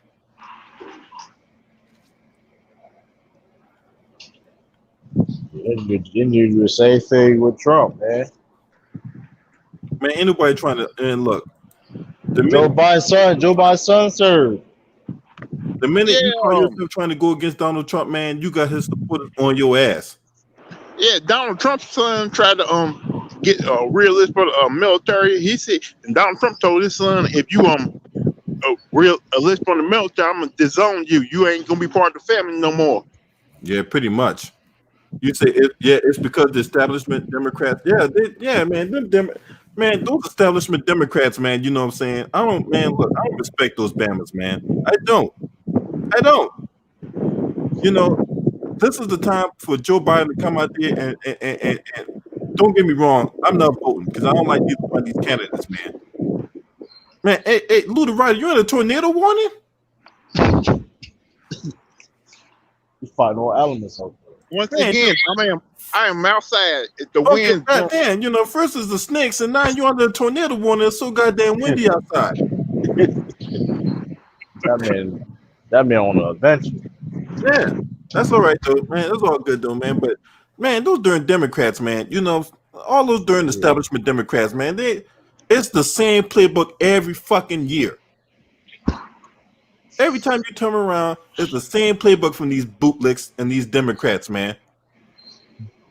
And they always want to run out somebody that ain't black, and then all of a sudden now they're black. Right. But Joe Biden's son served. So I don't know why Joe Biden's not attacking this. His own son served in the military. Yeah. He volunteered, and it's like, why are you not attacking this issue? Like I don't understand that. Like it's just like. I And think if you do talking about it ain't getting the fucking coverage like it deserves, man, Joe Biden need to be hammering this shit home. Exactly. If he really wants to win. I thought to be able to become president, you had to do some time in the military, though. No, you don't. No. People been dodging for years. It ain't even just like people been. I don't know, president been dodging for years. I think the last president we had that really truly served was the first Bush. Yeah. Yeah, there's a carrier name after him. Yep. Right. Because I remember when I was on the ship and they first commissioned George Bush, or they called it George H.W. Bush, right? Mm-hmm. When they commissioned that ship, he was on that motherfucker, and we was riding shotgun next to it. That Bush family, they evil, man. That's the reason why World War II happened. Helping Hitler get all those weapons. It's George W. Bush here on the USS George H.W. Bush. All aboard. They got me. I'm like, why would you help the guy who trying to take over the world get military weapons? That don't make no sense.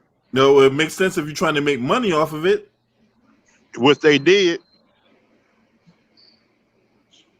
Yeah. A lot of them presidents don't be serving like that, man. Like, I think that's how that Bush family got their wealth by selling military weapons. That and oil and drug money. Yeah. Drug laundering. Yeah, money laundering, yeah, all that bullshit, yeah. Yeah. It should be a requirement, though. Bootlegging back in the day. It should be a requirement, though, for serving. If you want to be a president, you have to have some type of military experience because, like, they are the commander, like they're the commander in chief. Also, when you become president, you're the commander in chief, and you were the head of the military. So why it's like you gotta have, like, logically, you will want somebody with military experience with that job. You know what I mean? So it's like. Well, it's no different than people who never dribbled the basketball in their life become analysts all of a sudden. Like the Nick Wrights. That's a good point. Hey. Wasn't Abraham Lincoln the only president to go out on the field while they at war though? I'm not sure. I'm not I'm not. sure. I mean, I like history, but I'm not a historian, so I don't know how to answer that. What do you I'm not mean, sure. like of that. during actual combat? Yeah, because Lincoln was out there when the Civil War was going on with his commander in chiefs. I And thought that he surveyed the He dead served. after a particular, what was it, the Gettysburg. I thought that he surveyed the field after the battle was over. Yeah. I don't remember him. I don't think they in the field because you high no, ranking like no, that. You actually, don't be on the field. no, actually, when the combat was going on, he was at a certain area where there wasn't no dangerous combat going on, but he was still talking to his commanders and chiefs and telling them I do know this. I do know that sometime during the spring of 1864, the battle line had gotten to only 5 miles of Washington D.C. of the White House. So it was really like literally you could see the actual battle. That's how close they had gotten to the White House. I'm trying to remember what year they actually got to the White House and burned it down. Oh, you're talking about the War of 1812. Yeah. Yeah, that was James Madison. That's when they got the hell up out of there. Supposedly Dolly Madison took the picture of George Washington and saved it, and the British troops burned the damn White House down, and it took like 2 or 3 years for them to actually rebuild it or remodel it or whatever. Yeah, that was the War of 1812. Yeah. Yeah, I don't think no president really was like hand to hand. I mean, they was like in combat in the field. They probably like you know what I mean. But you high ranking like that, you protect. You know what I mean? Right. You go down everything. Not an actual sitting president. Now you had some future presidents that were, in battle. Theodore Roosevelt. When you get up, the higher you get up, the higher to get up, the less you be on the battlefield. Right. Yeah, they're gonna they're gonna do everything they can to protect the president and some shit. Yeah. But yeah, that playbook that these Republicans and Democrats got, man, that's just outdated, man. Yeah, that's all. Very outdated. They need to get with the times, man. You know what I'm saying? There's some things that are timeless, but your playbook should not be timeless, all right? Right. They need to get, like you said, you got to update their playbook, man, because people not buying it no more. Yeah, people are like, there's only so much you can, come out here and talk about this, that, and the third, and us not being able to see through the smoke screen. We're in the information age, right? We're in this information age that we can look up any piece of information we need to on the internet. So it's amazing to me. It's even more astonishing that these politicians come out here and spew out, and try to feed us bullshit, and people still eat it up like, like a Sunday afternoon dinner. Yeah. Yeah. I don't know, man. Some people just are just gullible and too lazy to look up stuff or whatever. But I guess more and more people have become turned off by the political process because nothing gets done. There's so much corruption. These guys are liars. They all just say what they want. They think they just dissemble and say what they think you want to hear to try to get your vote. Then nothing gets accomplished. And they come back every 2 or 4 years and beg for you to vote. And sometimes to donate your money. No, we want something for their vote. Yeah. And, and like I said yesterday, right? The time to hold a candidate accountable is not after they get in office. The time to hold them accountable is before they get in office. So when they come up here and talk about, we're going to do everything we can to end police brutality. Really? Really? So let me get this straight. You saying that, but yet your record is saying that you go out your way to protect police officers, take money from police unions, and lock up innocent men and women. And then on top of that, you use technicalities to keep them locked up. No matter if they're innocent. Yep. Yeah, I know he's innocent, but you know what? He didn't put the paperwork in time. He took too long to put the paperwork in. So we're going to keep him locked up, even though the dude is innocent, but yet He didn't turn the paperwork in time, so that you can use that technicality to keep him locked up. All right, get the fuck out of here, man. Shout out to Think Tank in the building. And if you didn't know who I was talking about, yes, Chameleon Harris, we're talking about you.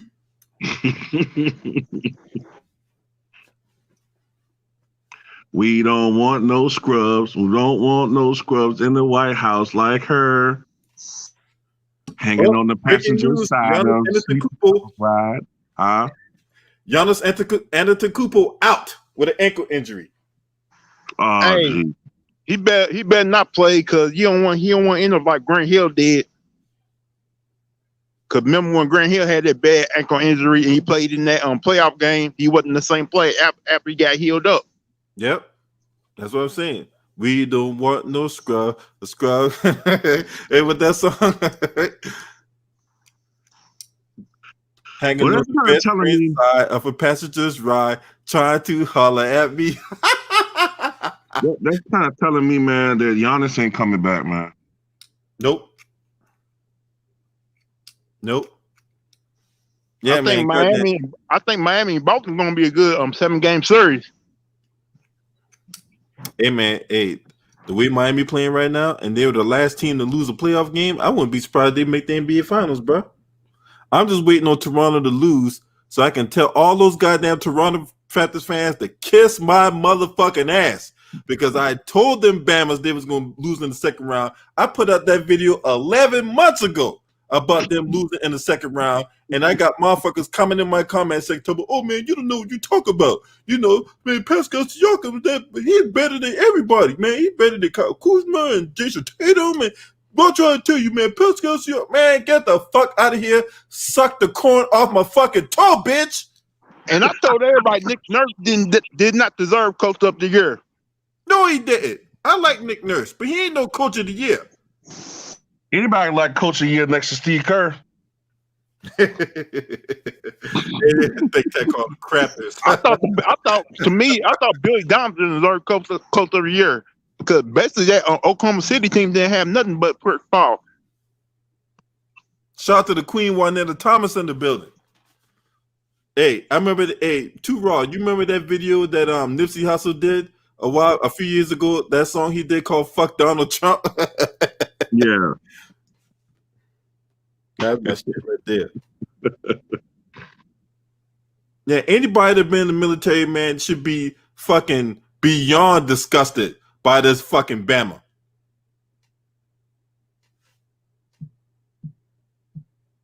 I mean, ain't no words to describe this dude, man. This dude is a fucking asswipe. Yeah, man. I bet this dude wouldn't even hack it in the military. I know some women that are more gangster than he is. He over there shitting on military service member. This draft dodger couldn't even make it with bone spurs. The fuck out of here. I mean, look at him.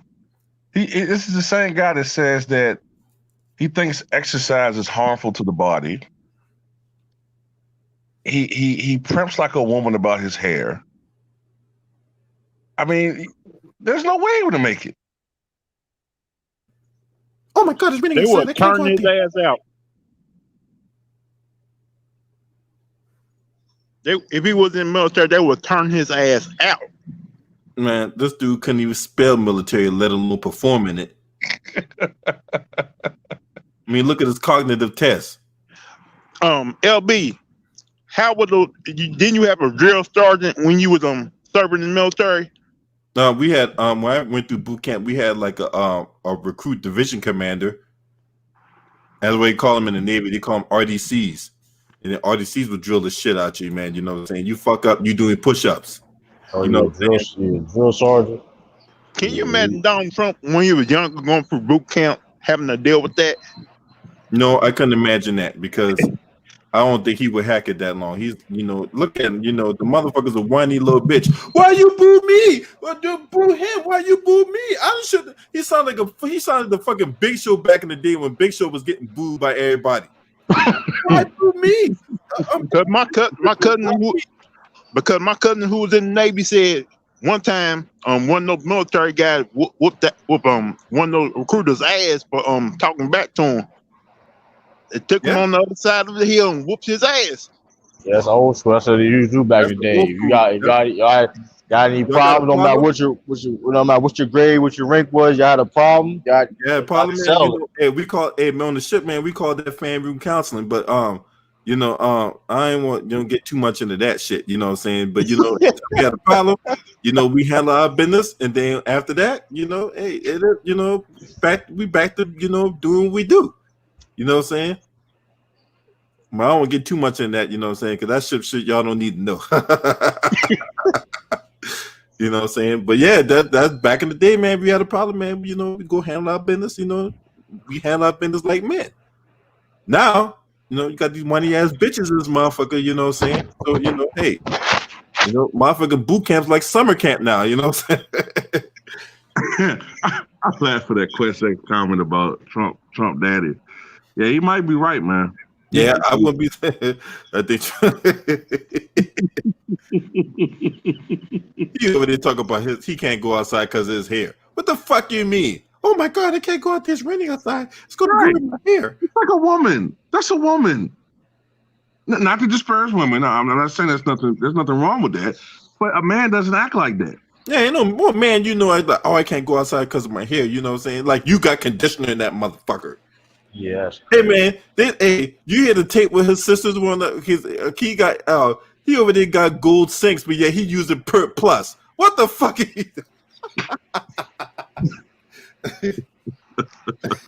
Donald Trump needs to let that go, just like LeBron James needs to let his hair go. You over there got gold sinks, but yet you using Pert Plus. You know what I'm saying? The little $3.50 shampoo that you get a fucking Piggly Wiggly and shit. You know what I'm saying? I mean, it's just ridiculous. Like, I can see if he had a little thin spot, like in the back, right? Like a little thin spot in the crown. This dude has a huge, gaping Kennedy head wound bald spot in the back of his head, man. And he's doing all types of, follicle gymnastics to try to cover it up, man. It just, I know, right? You see that shit too, Ain't it, right? sir? Ain't it? But ain't it like he got all this money, but why he don't get up and just like, you know what I mean, to fix that joint? Like, Well, hey, Tudor King, hey, you know what I'm saying? Hey, I asked that same question about Don King. Don King got all that money, can't get a fucking comb to save his life. man, I seen Deion Sanders, man, be bald. yeah. He got a whole new hairline. I don't know. I be seeing it. I'm like, what in the world? Like, I'm seeing like, then I'm like LeBron James and all. I'm like, yo, why y'all got money? Embrace your ball, man. Embrace Y'all your better ball. talk to Deion. But you know what? Hey, look, when you got Trump, like when you got Trump status or whatnot, we all know how he got his money. He ain't no self-made millionaire. You know what I'm saying? All those failed businesses, but yeah, he is self-made billionaire. All those failed businesses would be Trump Airlines, his Trump Steaks, Trump Cigars, Trump Vodka, Trump University. USFL. The USFL. You know what I'm saying? Look, you can't have that many failed businesses, right? And yet you a self-made billionaire? The fuck out of here, bro. The Trump Monopoly game. Remember that shit? Yeah. Hey, I'm gonna sell Trump steaks, and yet you go to a website that sells cameras and whatnot to buy your ribeyes. I mean, that is a genius business idea, right?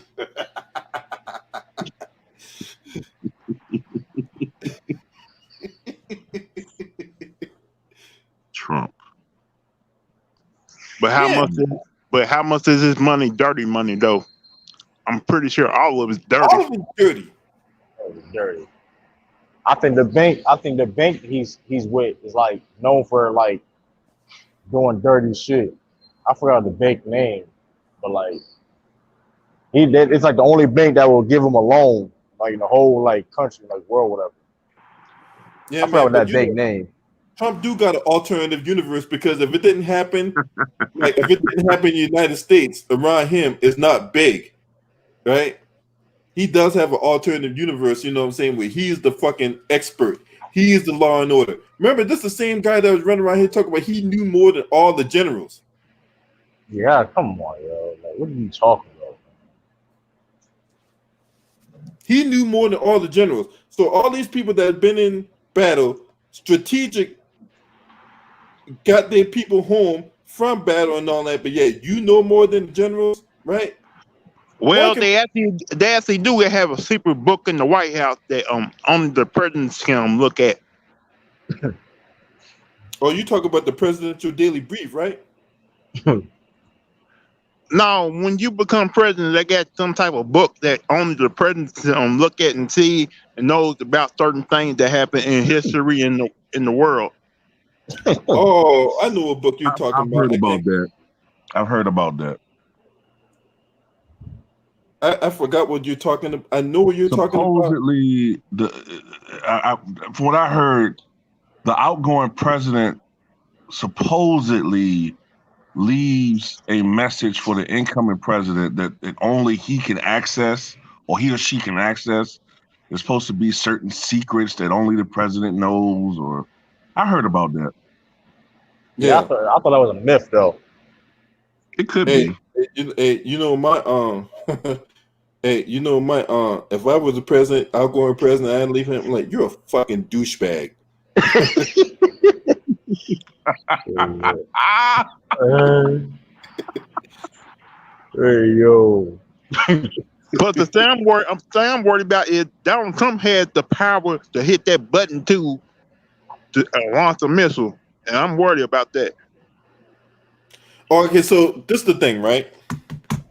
This is the thing, right?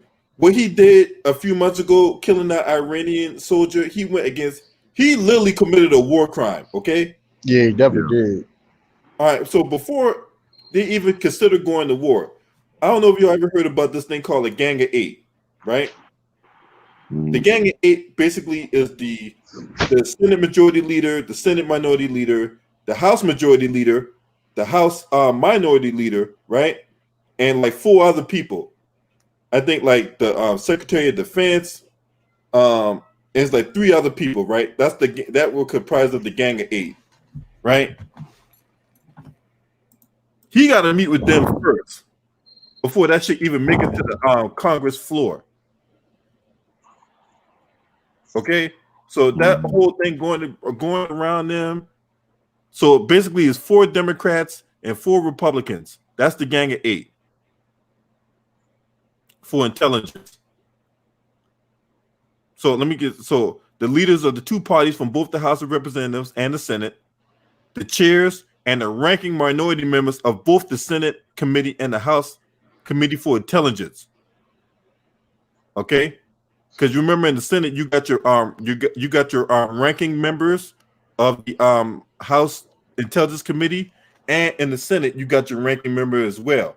So that pretty much your Gang of Eight right there, right? In case y'all need me to repeat that. So you got the House and the Senate. So you got your majority leaders for the House and the Senate, right? Then you got your ranking members for the House and the Senate for the Intelligence Committee, right? Mm-hmm. And the chairs of that same committee as well. That's your Gang of Eight. They're the ones that got to approve you before going to war. They have to approve it. If they don't approve it, you don't go to war. Period. Because Congress controls the purse strings. Yep, Congress controls it. So Congress, they talk about the president. No, only in war where the president only got his power in the act of war. But before you even go to war, that stuff goes through Congress and the Gang of Eight. They have to approve it. If they don't approve it, you don't go to war. Trump tried to fucking backdoor everything. Talk about imminent danger. That's the only workaround of that whole Gang of Eight thing. Is if there's an imminent threat. That shit Trump tried to do in January was not no imminent threat. He tried to distract from the fact that he was getting impeached. That's what it was. Yeah. He tried to distract and incite a war because he was getting impeached. So he literally committed a war crime. Right. That's all right though. Them Iranians got that goddamn warrant waiting on that ass.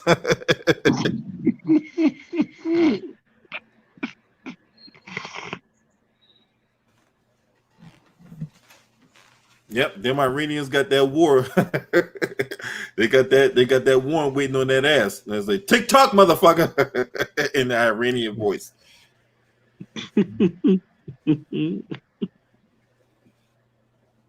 Zohan waiting on his ass, LB. Hell yeah, you know what I'm saying? TikTok, and you know he got all kind. Hey, you know what? You know that's another thing I ain't talk about yet.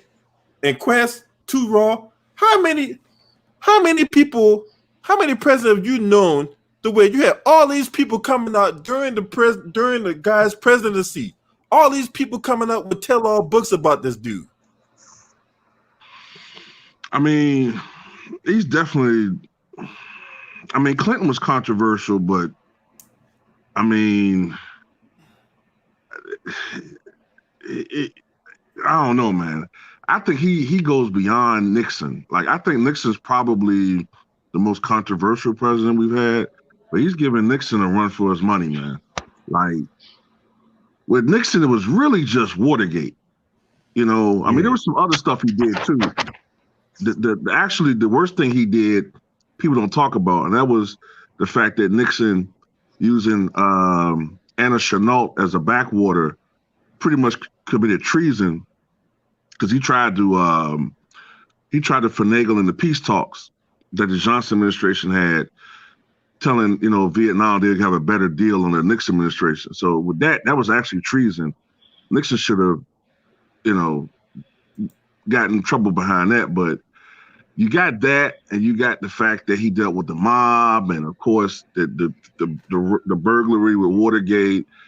You could make an argument he was trying to find some stuff related to the Bay of Pigs situation, whatever though. But that's bad. But Trump has so many different things.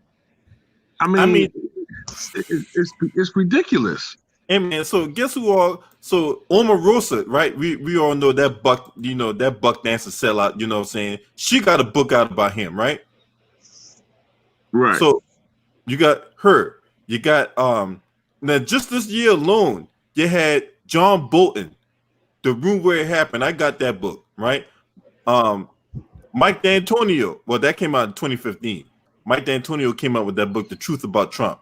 But just this year alone, whether it be about him or his wife, right? So you got Mary Jordan came up with a book called The Art of Her Deal, the story about Melania, right? And then you got Mary Trump, his niece, Too Much and Never Enough, How My Family Created the World's Most Dangerous Man. And then Michael Cohen recently coming out with a book talking about this dude. Because Michael Cohen's pretty much been disbarred. He can't practice law ever again. So this is the only thing that's paying his daily bread right now is these books. Yeah. His fixer literally told everybody about this dude when he was when he was testifying in front of the House Intelligence Committee. Or not House Intelligence Committee, the House Judiciary Committee. Right? Paying off that porn star. Committing a campaign finance violation with that $130,000. Yeah. And then I think about it, man, a little further. Even with a guy like Nixon, he really didn't start really becoming like extremely polarized until Watergate happened. Before that, he had his enemies, but he was not as toxic as Trump. Like Trump is, extremely toxic. Right, extremely toxic. And he's still president. So I don't think in history we've ever seen anything like this before, man. And just like, I'm sorry, go ahead, continue. No, you're good. No, I don't think we've ever seen a president who is in office, his basically his entire presidency that's been this polarizing and this toxic, and have people hate him that much, on the side that dislike him. It ain't just like they just disagree with his policies. They personally hate him. Oh, yeah. They can't stand that Bama. Right. They can't stand them. And it's like, when these people leave office, man, the shit that they talk about this dude, you know what I'm saying? Look, I'd be up in DC a lot too, Raw. You know what I'm saying? And I be talking to people out there, you know what I'm saying? Because the two people, hey, if there's two people that get the most information are taxi cab drivers and bartenders, right? Yep. If you really want inside information about, what dirt that goes on wherever, just talk to a bartender and a taxi cab driver. And the shit that comes out these people's mouths, man. Look, them people out there, they do not like Donald Trump, bro. They can't stand him. Man, I talked to one white girl that was I do a Lyft ride up, palm colored female. I'm gonna do everything I can to make sure Donald Trump not in office no more. Or trust me, they don't like Joe Biden either. They don't like him either. So for all you Joe Biden supporters, just because they like Donald Trump, hey, rest assured, they hate Joe Biden just as much. You know what I'm saying? Yeah. I mean, like I said it in my video yesterday, man. I think this is the worst choice that America's ever had as far as presidents. Like candidates, the two-party system is the worst choice. I know, right? Yeah, it's I'm like, if I am gonna vote, it's gonna be third party. Yeah, me too. Yeah. I'm like, hey man, I might as well write my name on the ticket and then vote for myself. You know what I'm saying? At least I have one vote. And goddamn Kanye West, so coon ass, he was out there trying to call himself splitting the vote. I told y'all, hey, Kanye West admitted that shit. I told motherfuckers he was doing that shit. Oh yeah. Yeah. I told motherfuckers that were he was the operative of Donald Trump. Ain't nobody could go up there and cut that epic jig like he cut, and all of a sudden now you distancing yourself from Donald Trump. Who's you fooling, Kanye West? Who's you fooling?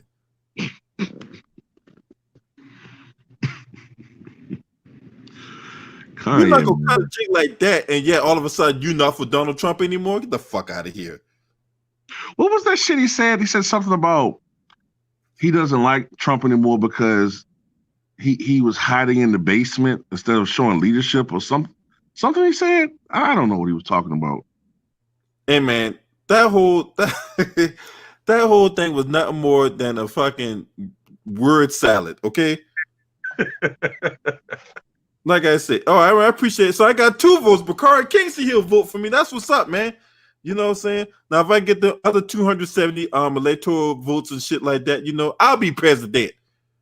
And don't worry, hey, y'all can rest assured, I'll be pushing for reparations for black people. I'm telling y'all right now, I will not be bought and paid for by white supremacy. I will not be used as some kind of prop.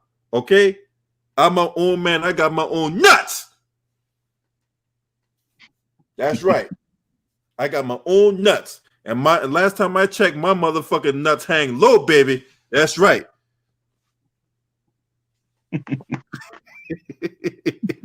I know I got at least 2 votes in this bitch. You know what I'm saying? Hey, Rome wasn't built overnight, goddammit. That's right. I appreciate that, yo. Straight up, man. You know what I'm saying? I need, man, shit. These motherfuckers up here, these fucking Bamas, man. These dudes up here, man. But yet, leave it, like I said, leave it up to the supporters, man. Oh, man. Hey, man, y'all got to give Donald Trump, man. He worked, he got a lot on his plate, man. Yeah, obviously. Look how much you weigh. Yeah, all right. The motherfucker can't stay away from fast food. Yeah, he got on his plate, all right. KFC, McDonald's. Look what he did with that one football team that won the national championship game. Because we fed them. Yeah, them niggas McDonald's and shit. Get them niggas McDoubles. We ain't serving these niggas no steak. He don't do the damn Patriots like that. Oh, Tom Brady, he's the best. And we're giving this motherfucker steak, Yeah. chicken. Oh, Tom Brady want the bet. Oh, Tom Brady didn't even go. Mm-hmm. That's why I don't like Brady's ass. They Yeah, said, it. hold on. Stephanie Dew said, according to the recent book, Melania Trump didn't use the shower Michelle Obama used. They literally had to build her a new shower. What? Oh, Hey, my God. hey, but you know what? Hey, you know what? They had time to build her a new shower for those 2 weeks she ain't there because she was busy fucking the goddamn director of security at Tiffany's, allegedly. Damn. That's what I don't understand about. So they had more than enough time to build her a new shower while she's up in New York at the Trump Tower getting bent over by goddamn the director of Tiffany's, the director of security at Tiffany's. Hey, kind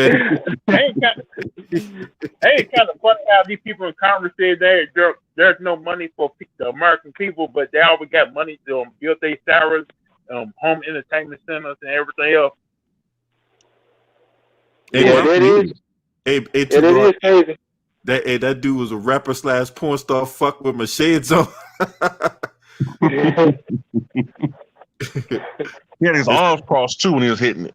Girl, you know how saying with them sexy heels like I like it. You know what I'm saying? Let me show me how daddy like it. You know what I'm saying?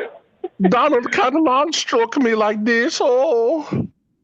Oh my, talking. Now that you talking to Latin women and shit.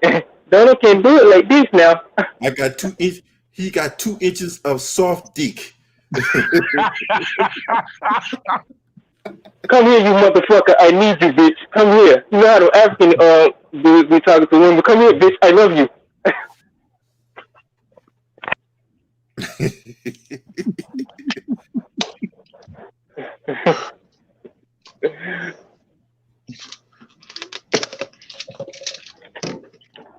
Damn crazy out here, man. Hold on, ain't Stormy Daniels got a tell-all book about him too? Yep. Yeah, she's the one that called him, said he looks like a mushroom. Talking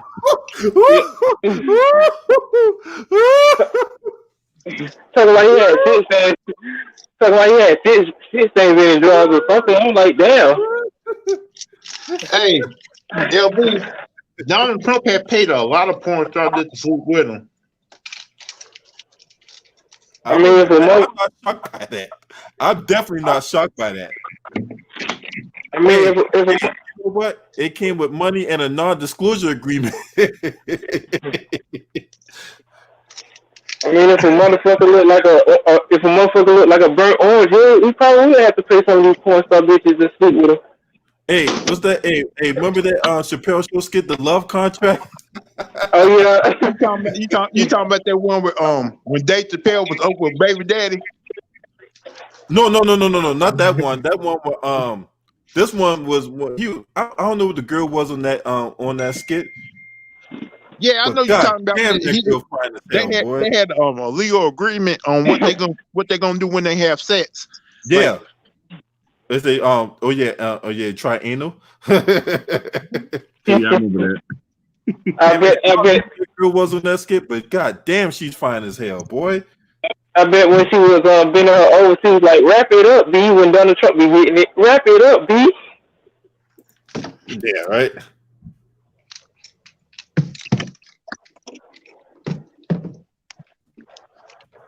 Dave Chappelle Show, one of the greatest shows of all time. Yeah, I got that. That's her name. Oh, okay. Yeah, Rashida Jones. Yeah, I got the entire series. I got the whole 3 seasons on DVD.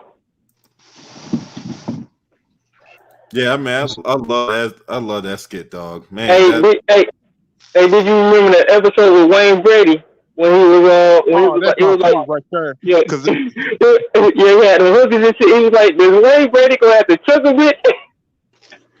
Oh yeah, I love man that Wayne Brady skit. That's like my number 3 favorite skit of all time.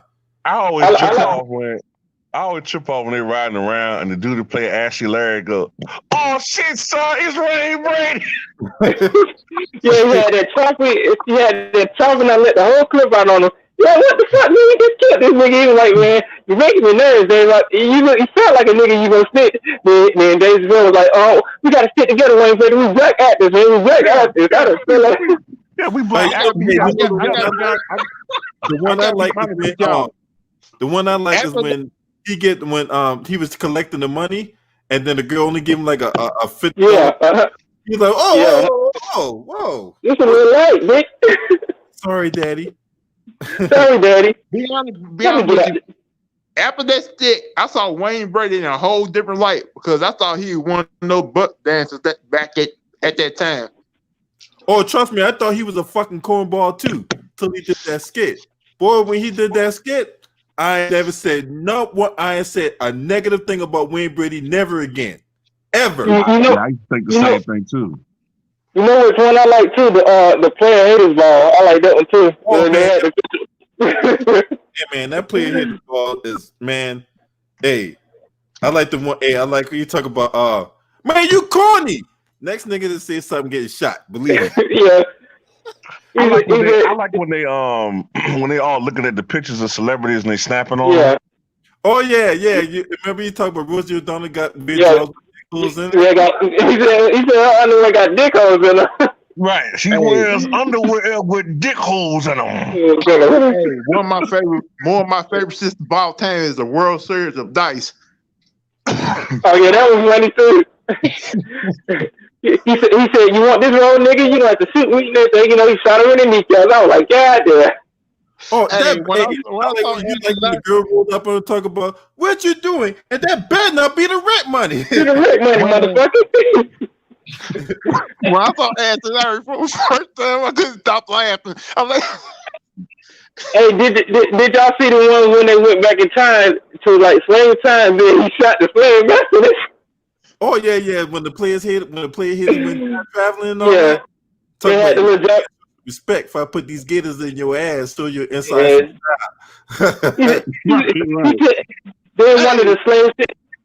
Then one of the slave shit. Real world one. What about that real world? When they that was funny too. Hey, Charlie Murphy had me cracking up in that one. Hey, remember when the dude was having sex with his girlfriend and Charlie Murphy was like hovering over them, jacking off. he was taking pictures of the three-step match. He was tongue out jacking off. Boy, he said, man, get your fat ass out here when we still break it off your back. So this shit was funny. Then they shanked his daddy or something. He was like, Tyrone, you shanked my dad. So then you had sex with Katie. He said, I felt the shit. Then he said, yeah, and I did have sex with Katie too. Then the nigga Dave Chappelle said, Katie got the big ass titties. Katie got the big ass titties. Big ass titties. Hey, but my favorite skit is all time, bro. All time. That Muppet skit. Boy, that Oh yeah. Oh my God. I got one that can beat it too. You remember the little draft they had when they was when Wu-Tang Clan was Asian. Then they were trying to draft Colin Powell and shit. Yeah, the interracial draft. The racial draft. Yeah. Hey, what about this shit with that white family called the niggers? That white family. Oh yeah, that's. And all those skits was good, but to me, that best skit was the Muppet skit, dog. Talk about, hey, I gotta burn my penis. What's a penis? He dropped his hands, showing the dick dripping. How'd you get that? Well, fuck it. Then the damn crowd, then the crowds were dancing and shit. Hey, he said, I got so much puppet ass, it got from anywhere. Hey, LB. What was that skit you talk about? Remember the dude, the supposed to be like Oscar the Grouch? Oh yeah, Charlie Murphy boy. Oh yeah, in my life, I say fuck it, but you don't get no pussy. Fuck it. I beat my dick like it owes me money.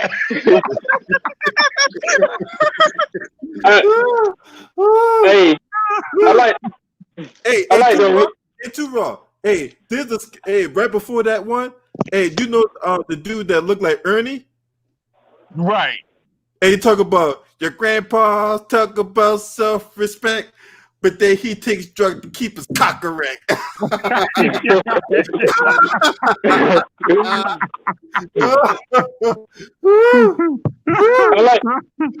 I like those Rick James stories too. When they was up in the club and shit, then he lit the Rick face and was like, "I'm one of the baddest motherfuckers in the on the planet." I look good, I smell good. I hope I drink Rick. Then he just straight lit the face. He said, "I'm Rick James, bitch. Enjoy yourself." But you know what? You know what kind of saddened me about that though, man? You know what kind of saddened me, man, is Rick James, like that was like a resurgence of popularity for him, man. And then he died just like that, man. Yeah, man. Yeah, man, that was sad, man. When Rick James died, bro. I got all his albums in my collection and stuff, and it's a shame that a lot of people don't really give him his props when he was alive. Then they want to give him his props when he's dead. Right. Just like because I was looking up. You ever seen that Mad TV set with Rick when Rick James was doing Eddie Murphy? Yeah. I gotta go outside. I like the one when they were playing basketball with Prince and shit. Then he was just lacing them. But the thing about it, Prince was actually a good basketball player. People don't even know about that. Yeah, Prince was actually a really good basketball player, though. Yeah. Then he made him pancakes too. Then he was like, "Do y'all want some grapes or something, bitches?" This bores me. I'm not for a game of basketball. You blouses, wins. Then his head was just hanging up in the air and shit. Right. Shoot the J. Shoot it. Shoot it. Computer Blue, Darling, aka Darling Nikki. He said one of the dudes were setting these fruity pics and shit. He said you don't want to be bent over and have that dude behind you. Oh god. Hey, some of those hits that Dave Chappelle actually did was from real life experience too. Yeah, man. Hey, you know another. Speaking of which, one of my favorite skits on Chappelle Show was when Keeping It Real Goes Wrong. You know. Yeah. I like the one we was at that good ass. I like the one we was at that good ass job. Then that white dude said, "Give me 5, brother." He said, "Man, get your motherfucking hands out my face." He was like, "I don't even know you." I forgot what the dude's name was. He said, "I don't even know you no more." Then he thought the W. He said, "Wu-Tang."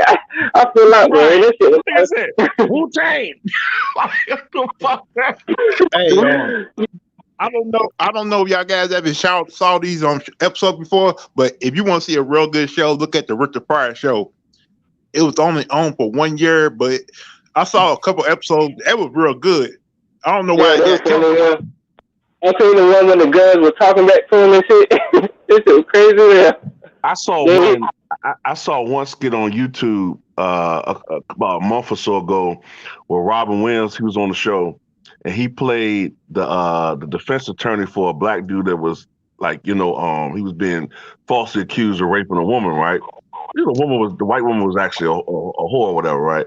So the evidence was so overwhelming that he was innocent that the all-white jury, found him not innocent, not guilty. But they had to punish somebody, so they fucking punished and hung the fucking defense attorney for getting them all. That shit was funny, yo. I saw this one set where he was at the Star Wars bar.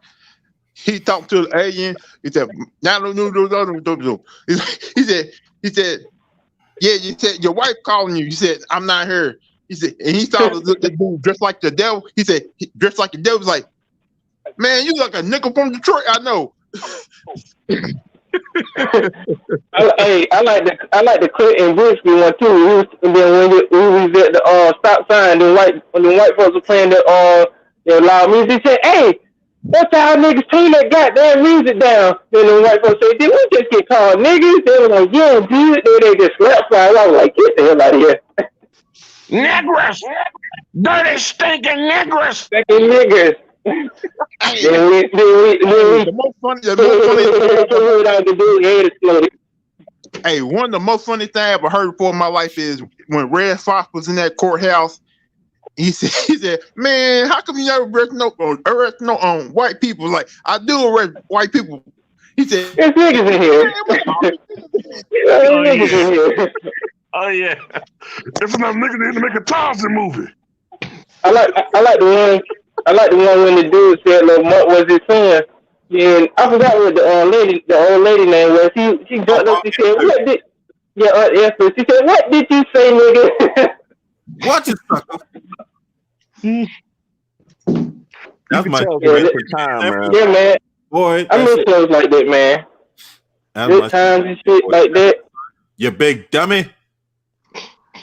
You big dummy. hey, what about the two policemen used to go see Fred Oh, yeah. and Omar? Oh yeah, the black and white cop and shit. Oh, Smitty The and white Hopper. cop used to talk white, and the black cop had to tell him what he was trying to say. Yeah, he had to translate in black form. Yeah.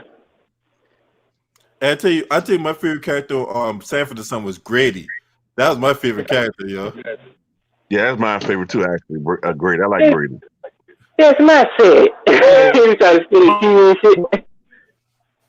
One of my favorite episodes is when they had those two coffins in the junkyard. His friend came in and said, "Hello, Fred. Goodbye, Fred." I like the one with the Puerto Rican thing. He said, "I don't want no Puerto Ricans in this house." I like the when they were trying. Where Fred was trying to get Lamont get married.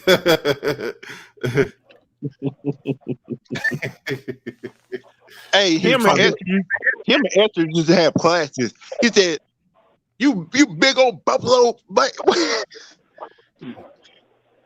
Yeah, that was before Martin and Pam. and rest in peace to Esther's husband. He used to have me crazy too. Fred, me and Esther going through it again. He used to get a bottle and just keep drinking and drinking. You know what's funny too? Y'all know what's funny is that LaWanda Page to play Esther. Her and Fred were actually really good friends in real life. Really, really good friends. Yeah. The same Didn't they way, get like married at one Pam. point? No, I don't know if they ever had sex with each other, but I know they was friends. They was really good friends. They were childhood friends. And he made it a point because I read about this. The producers of that show wanted to fire her, and Fred threatened to leave that show if they let her go. So they changed their mind and kept her on as on Esther. But it's funny though that Pam, the actress that played Pam, Martin and her are really good friends, even though they play antagonists on television. Who? Yeah. I remember for everybody. Christina Arnold and Martin Lawrence are really good friends. Oh yeah. Yeah. I remember for everybody hate Chris. Like she didn't have a problem. Like she didn't have a problem like Tita Campbell did. Nah. But she probably got mixed up in the middle of it. You know what I'm saying? Yeah, I like Birdman with my dude on it. So too, I like the episode when they was at the ring. Then he came in like Nino Brown off New Jack City. All of them was wearing black and shit. He had the little toy alligator. And shit. He was like,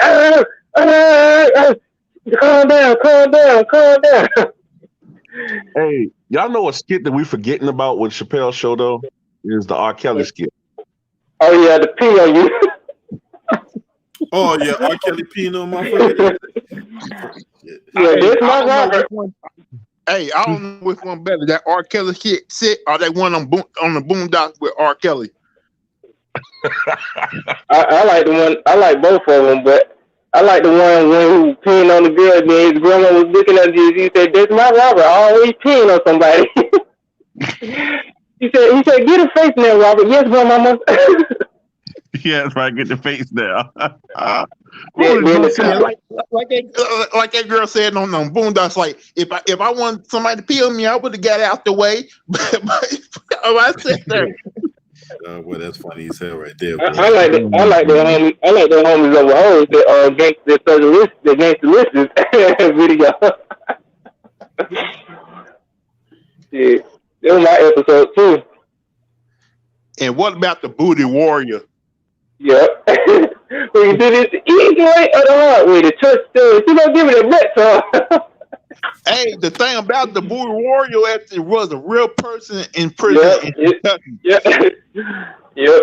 I like booty. I seen the whole skit and everything, and then the white dude was displaying it. The white dude like, man, he just talking about booty all the time. He said, you come in your pants sack and somebody will do it for your butt. And I said, I ain't going to prison no more. I be scared of them dudes. I'm being scared straight. Them big slow ass niggas and shit. You know, when some of them kids be trying to talk back to him and stuff. I seen one episode, one of the girls, she was just crying like hell.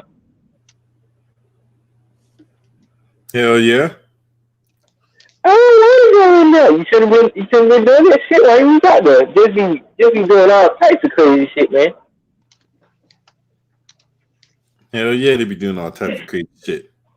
Yeah, I miss shows like that, like Good Times and, you know, the Jeffersons, you know, shit Hey, like that. I like I miss good times. I remember the episode with James James whooped Michael's friend who came over. yeah, whooped his ass and shit. He said, you got to ask for a real father? I was like, damn. He told him in his face, like, you want to be treated like a family member? I'm going to whoop you like a I'm family gonna whoop member. you like a family member. Yeah, That show was never the same. Never the same after Yeah. they fired him, man. After he died and stuff in the episode, I was like, they got this clown ass nigga calling me. I was like, man, y'all should have just kept James. Everything would have been cool. Yeah, that show never was the same after he got killed and all that. After they killed him off. Yeah. Hey, you know what other show I like too? Married with Children. Oh, That's my shit. Wait, what show you say? Married with Children. Oh yeah, Man with Children. That was my show right there, bro. man, I used to couldn't wait as a kid for the Sunday Fox night lineup. Oh man, Martin, Living Single, Man with Children, Herman's Head. Hey, yo, hey. Man, David Al Greer should have got his own TV show back in that day.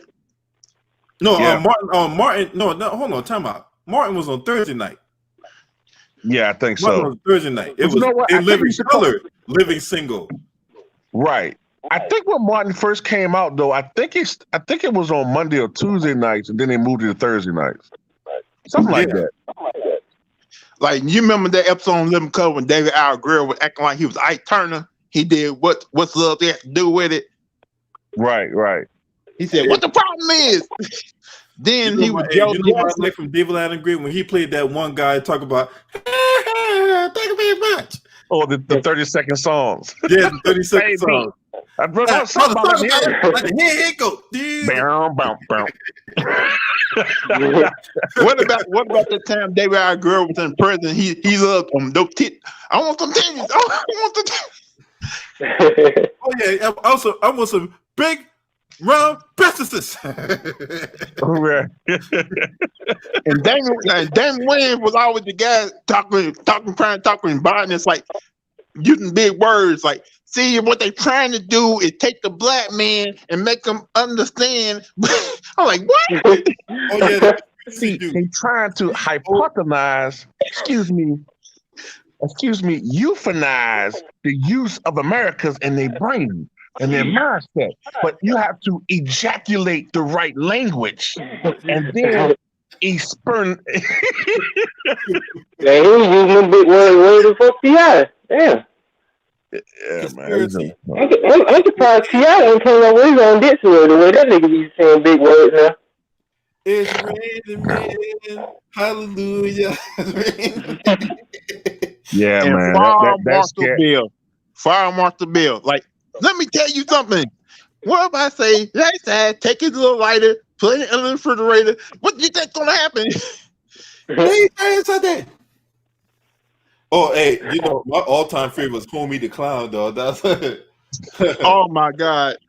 One time, my brother put a box over my head and pointed and hit me with a big old sock. I was almost knocked unconscious. Hey, And but he put that flour in there and on top of his head. He told me you beat it over and over. I think Dave Wayne used to enjoy hitting people with the sock. He used to enjoy that because he always ended up smiling every time he did it. Talk about you want me to go out here and act like the white man and sell myself out to the white devil? I don't think so. Hobie don't play that. Remember the one where they had the rival? His name was Chuckles the Clown. Oh yeah. And he shot him. He got shot out of a cannon, but I think he supposedly got splattered or something. He had the song Chuckles the Clown. Chuckles the Clown. Love to mess around. That's why his ass is splattered on the ground. Y'all better sing that song. Yeah, y'all better sing this damn song. That's good, children. Hey, I swear Tom Davidson got the worst of every time he get hit with that sock. He put an ice cream cone on his head. Hey, Tommy Davidson. What's that skit he did with David Allen Greer, where they trying to be producers and directors? He said, "I don't get my business cards but show him my business card." He said, "Bam!" Oh yeah. No, it was Kim Williams. That's what it was. Kim Williams talking about, I ain't one of the gossips. You ain't heard that from me. No, you haven't. Oh, Miss Jenkins? Oh Lord, you better not talk about Miss Jenkins. Oh yeah, the gossip. Yeah. What about Men on Film? Damon Wayans and David Allen Greer. Yeah, that's what I was talking about earlier. Hey, while you bullshit, hey, David Allen Greer, after Herman Cain died, someone went on Herman Cain's Twitter account and tweeted something, right, from his official Twitter account. And David Allen Greer came out and talking about, ain't you dead? That's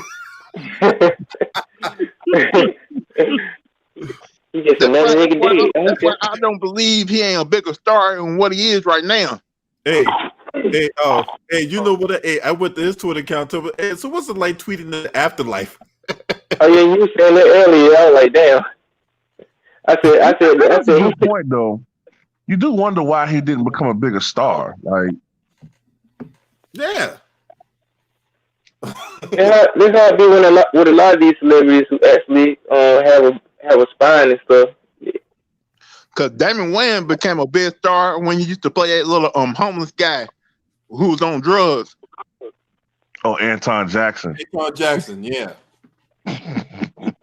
Always carried that jar of pickles like it's a piece of shit. Because you remember that movie More Money, when the first scene of More Money, he was Anton Jackson. He's like, man, I'm trying to take my drugs, man. Let me get your belt. He said, oh. I hate to say this, man, but now, but man, I had a thing for Stacey Dash back in that movie, though, man. Yeah, she used to be fine back in the day. I ain't gonna even lie, but now she just. I saw a video. They arrested her or something. A buck dancer. That's all she is. A buck dancer. Yeah, she's a buck dancer now, but briefly. Hey, there's a reason why she was in Clueless. Wasn't she a token? Yep. Yeah. 4 marriages, 4 divorces. That gave you right there. Hey, there's a reason why she was in Clueless. She clueless about her marriage. She clueless about her identity. You know what I'm saying? Another Kamala Harris another black person want to be white. Or another white person want to be black. Or however you want. I don't even know when it comes to her, man. You know what I'm saying? She's suffering from a goddamn identity crisis. She's black, but she wants to be white. And then we got these ass clowns out here that's white that want to be black. You know what I'm saying? Hey, how y'all guys feel about Jim Curry? All I know is that nigga got AIDS, but I don't know. I like him. I don't have a problem with him. I don't have a problem with him. I know some people think that he's nuts or something, or that I've heard that he's not wrapped too tight or something. But I mean, yeah, I heard he was a few fries short of a Happy Meal. Right. Mhm. But I got no problem with it either, because sometimes when he speaks on things, he actually does make kind of sense though. You know what though? I think he be trolling a little bit with some of that stuff. Like I know what you're talking about. Like he speaks like in a cryptic way. Like he speaks like in phrases and cryptically, and I know what you're saying, but I think he be trolling a little bit with that. But I don't know. I don't have a problem with him, man. He all right. I mean, I like him as an entertainer. You know what I'm saying? A lot of people is like, I get it if somebody like a coon or something like that, man, but a person ain't got to agree with everything that I agree with me to like him. You know what I'm saying? Like, if I like a dude because he's an actor, I mean, I don't know. I mean, he ain't got to agree with everything I agree with for me to like him. I mean, Yeah, everybody got their own opinions when it comes to different shit. right? I mean, I think he's like a loon in some ways, but I mean, whatever. It's kind of like Tom Cruise. Nobody don't agree with Thomas, but he still does it. Right. I mean, it is what it is. You know what I'm saying? Like I think that it's a weird cult thing, but Hollywood is weird overall anyway. You know what I'm saying? Like Hollywood, I would think anybody that's involved in Hollywood to a certain extent will end up kind of a little bit mentally off. Yeah, you hear about crazy shit going on in Hollywood every day. So some of them might not be the same. Like they might not be the same as they was when they first got into the business and stuff. Yeah, most definitely.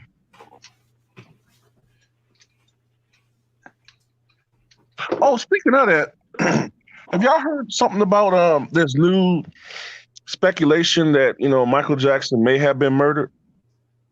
Yeah, I think I heard really deep talk about that.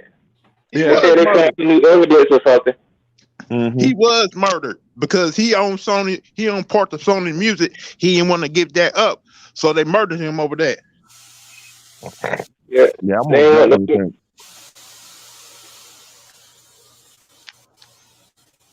Cause don't y'all forget, Michael Jackson owns all the right to the Beatles music. And this way Jimmy was that back then he was buying catalogs and stuff for like a good price. Because if you buy the catalog and if you got a group like the Beatles, that music gonna live on forever. A lot of these dudes' music ain't gonna be around in the next 10 years. So if you got money like that and the influence like for all the music you've been putting over for generations, you might as well be buying people's catalogs and stuff. Because some of these catalogs ain't gonna be worth nothing. They killed Michael Jackson and they killed Prince. Yeah, they don't. Yeah, Prince Sign of the Times coming out this month, the deluxe edition. So I gotta get up on that and stuff before they sell out on that. I want y'all to think about this. Prince owned the rights to all his music. He didn't never wanted to sell that music. When he died, his sister came got the rights to the music, and knowing he's a known crackhead, she started selling that music to everybody. Remember before he died? Remember before he died, you couldn't find his music online. You couldn't find his music on YouTube.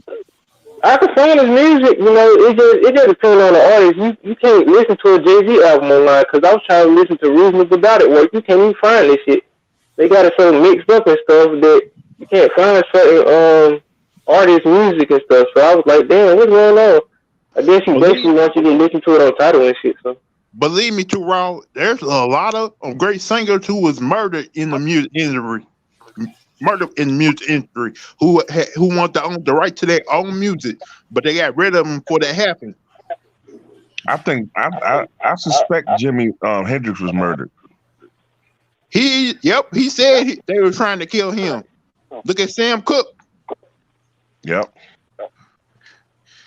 And don't and look at and plus they probably did that to Whitney Houston too. Yeah. You never know with these motherfuckers these days. I want y'all to think about this too. Remember when Aaliyah got killed? That's when Beyonce started blowing up. Cause nobody didn't know this Beyonce till Aaliyah died. Yeah, cause Aaliyah was about to become a bigger star than Beyonce, but they got rid of her, and next thing you know, Beyonce started blowing up. Yeah, because That is Beyonce was true. with Disney Child and shit. So I'm just saying, like, if Aaliyah's a big star, why is he taking a small plane back to the States? And why is the guy who's flying the plane not certified to fly the plane? that's some crazy shit. Believe Yeah, me, man. if y'all do y'all research and find on some of these music artists and everything that's really going on in that industry, you'd be shocked. You'd be really shocked. Yeah, you speaking the truth. You remember that rapper who died of cancer? I'm trying to remember what I think he was like 43 years old. I think it was a You talking Gangstar. about oh yeah, gang from Oh, Gangstar. Guru. It's like after Blue he got sick. That didn't make no sense to me. And remember how Eazy-E died too? He died of AIDS. Like how did he get AIDS all of a sudden? That didn't make no sense to me either. They said the guy who they former minister may have did something to him to get AIDS, and he died. When everybody found out he got AIDS, he died the following week. Remember? Yeah, because he was supposed to come out with the I think the NWA was supposed to be getting back together to do another album and shit.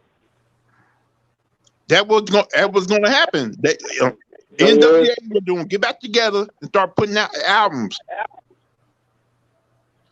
Yeah, because he was supposed to come out with the temporarily insanity album, but he scrapped it. But he turned it into like I think he had like songs from the Straight Off the Streets of Motherfucking Compton album. I guess he like put some of those songs on there and stuff. But that was the last piece of work he did before he died and shit. So you know. Cause think about it, around that time, NWA was about to go independent. Cause you remember how Dr. Dre started his own record label, but he wasn't trying to be part of the record company at that time. Yeah, with all that gang shit that was going on with Suge Knight and the Bloods and shit. And I already tell people if you don't do music, make sure you do your music independent. You don't want to be on the thumb of a record company. You better off just doing it independently if you got the mindset to do it. A lot of these dudes these days just trying to get the bag so quickly they don't know how to start from the bottom and grind to the top. And the thing that makes me kind of mad is 6ix9ine is nothing but a rap, but these people still support this man. I don't understand why. I mean, his album just flopped, so I don't know. People just confused. With when it comes to raps like this, you got coons like Akon trying to support him and stuff. So you got Nicki Minaj doing fucking songs with him. This goes to show you how desperate she is to keep her career alive. I'm not cool. I'm done with Nicki Minaj. Like, why you gonna have a baby with a known child molester? And her brother went to jail for that shit. Yeah, her brother went to jail for that shit. Yeah, so that's crazy. Like, how you gonna have a kid? How you gonna have a kid with a child molester? I've been fell off her after the first album, so I don't really pay her no attention like I used to. When she was coming up and doing freestyles and shit on the Smack DVDs and stuff. But she done did everything in the industry. So what more can you prove? You can't be like 50 years old still talking about you got a fat ass. I mean, half of these girls in the industry got fat asses and stuff. You gonna talk like that too? Like the music right now. The music right now is kind of terrible to me in the rap industry. Like, I already know, ain't nobody from 30 or 40 years now gonna be bumped to that music. I still bump to old music from the 80s and 90s. Me too, man. Me too. I still bump that, Junior Mafia, that Foxy Brown. I got all that shit in my room. I got all types of albums and stuff, Mobb Deep, Hell on Earth and shit. Albums like that are really timeless and classic. They give you a good feeling. You listen to music nowadays, they say so much gay shit in the music these days. They expect you not to say nothing. They expect you to just go along with it. back when I was growing up, when we was listening to DMX and Rough Riders and shit, yeah, they were speaking that gangster and record shit, but sometimes you had songs like Slippin' that was teaching you, you know, the hard times in life and shit. But nowadays, these dudes be talking so much of that gangster shit that they ain't really breaking it down of how it was when you was growing up, how it was when you first got in the industry and you had that hunger and shit. These dudes done got so comfortable with putting out trash music and these dudes buying it that they ain't really working to actually try to put something out good. Yep. Like on the real, is somebody really gonna be bumping Cardi B in the next 30 years? Hell no, man. I'm sticking. Man, her album will not go down as the greatest female hip hop album of all time. It won't even make my top 100. So she's basically irrelevant to me.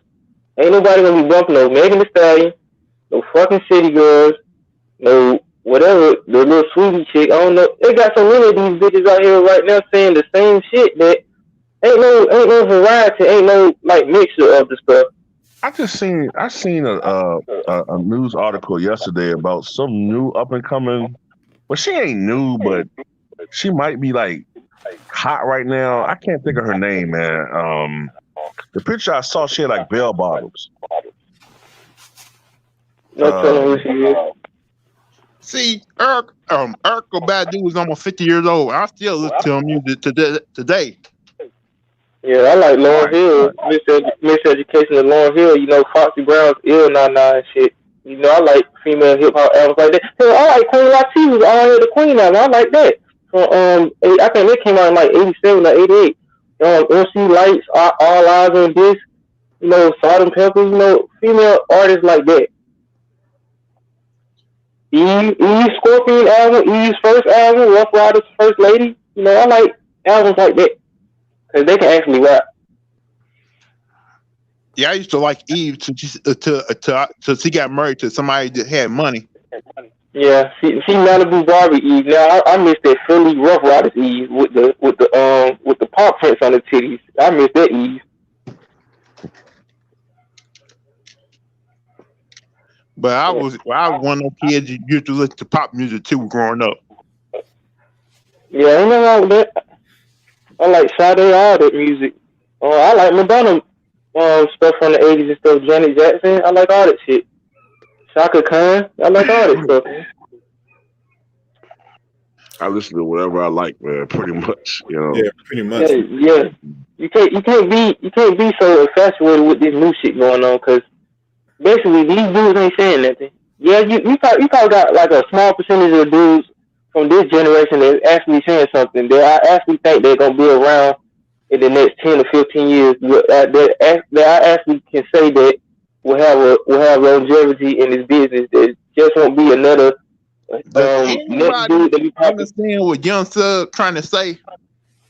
No, I'm still trying to figure that out, man. The motherfucker, he sounds like a dog being strangled. You know what I'm saying?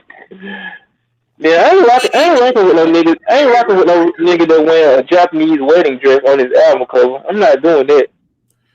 Yeah, you know, hey man, these dudes on some eccentric shit. And you think Mobb Deep would have did some shit like that? Fuck no. Hell no, man.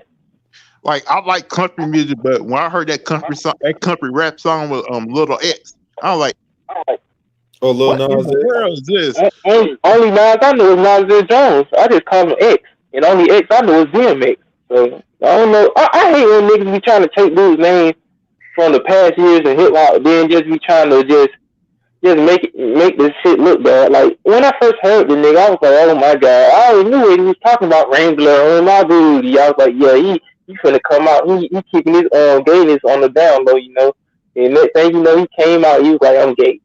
Keep it on the down low. But R&B ain't the same. Well, R. Kelly got keep on the down low because he getting his ass whooped in prison.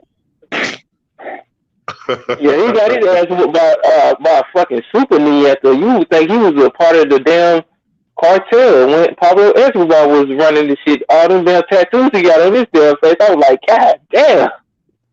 Yeah, right. Like Like they use him up and toss him away. He got no money right now. No, man. Yeah, them two fine ass black bitches he had. They ain't finna be fucking with him no more. They like on to the next nigga. They trying to take away my life. I'm fighting for my life. That girl King interview was funny as fuck, Robert. I said 30 fucking years in this industry. Y'all gonna do like this? Like everybody knowing what kind of person R. Kelly really was, but the record industry did not care. They just kept getting something like the music. And then goddamn King, all she could do is just sit there with her legs crossed, and you got motherfucking ass clowns coming on social media talking, oh my God, Gil King is so brave. Gil King is such a hero. You look like a fucking giraffe. Fuck that bitch. I like suck the left tip of my dick on that shit. I wouldn't even let her do that. She couldn't even swallow the spit. She couldn't even swallow the spit if I spit in her mouth on some Missy Elliott shit. Yo, I'm so laughing at the time LB showed her feet. Oh yeah, hammer time. Yeah, man. And see, Hammer used to be that nigga back in the day, man. I hate when people be talking shit about him and stuff. Yeah, man. I mean, you had different variations back then of hip hop. You had your gangster music, you had your dance music. It was different back then. That's why I like going back then and listening to hip hop and shit. Nowadays, you only have one form of hip hop. Syrup, hip hop. They got emo trap. I'm like, they put trap music with R&B. I love you. I was mixing these bricks up while I was thinking about that pussy. I'm like, man, what the hell is this? This ain't no R&B music. It is doo-doo. Okay? That type of music, I mean, nobody rocking that. Man, I don't even listen. Man, if it ain't like Kendrick Lamar or somebody like that, man, I don't even have my time. You know what I'm saying? They coming up with corny ass rap songs talking about I got 2 phones. What the fuck is that? Yeah, that nigga Kevin Gates, man, talking about I ate booty. Talking about he threw some girl out his hotel room because she wants to suck the dog's dick. I'm like, what kind of shit y'all doing down there in New Orleans, man? Y'all getting down like that? Y'all having bitches suck the dog's dick? I'm like, damn, you supposed to be, if you gonna be sucking somebody's dick, you supposed to be sucking my dick, bitch, not the dog. Yeah, that's what we doing right now. We getting into bestiality now. Yeah, damn, you bitches out here fucking animals. Y'all that desperate? Y'all talk all this shit about black man. Y'all out here fucking animals. Oh, black man don't protect that woman. I might as well just fuck this cat right here. It'll give me the satisfaction that a black man can't give me. I'm like, bitch, get out of here. Hey man, speaking of which, hey, I'll tell you this though, man. When it comes to Donald Trump, man, you know him and all his cronies is falling apart. You see Jerry Falwell Jr., right? That thing that got out about him, his wife, and the pool attendant. What was it, a pool attendant? Yeah. Can I ask you this question? Do you know the race of the pool attendant? Oh, he was his first name was John Carlos, so he had to be like Latin or something like that. Yeah, Latin American shit, Latino. I knew it. Trump probably told her, I'll get you a green card. You don't have to worry about that. Fuck that immigration shit. I'm not going to send you back to Mexico. You're going to stay here in America. I don't know what it is with them and these cuckold fantasies they have, man. Like, it's...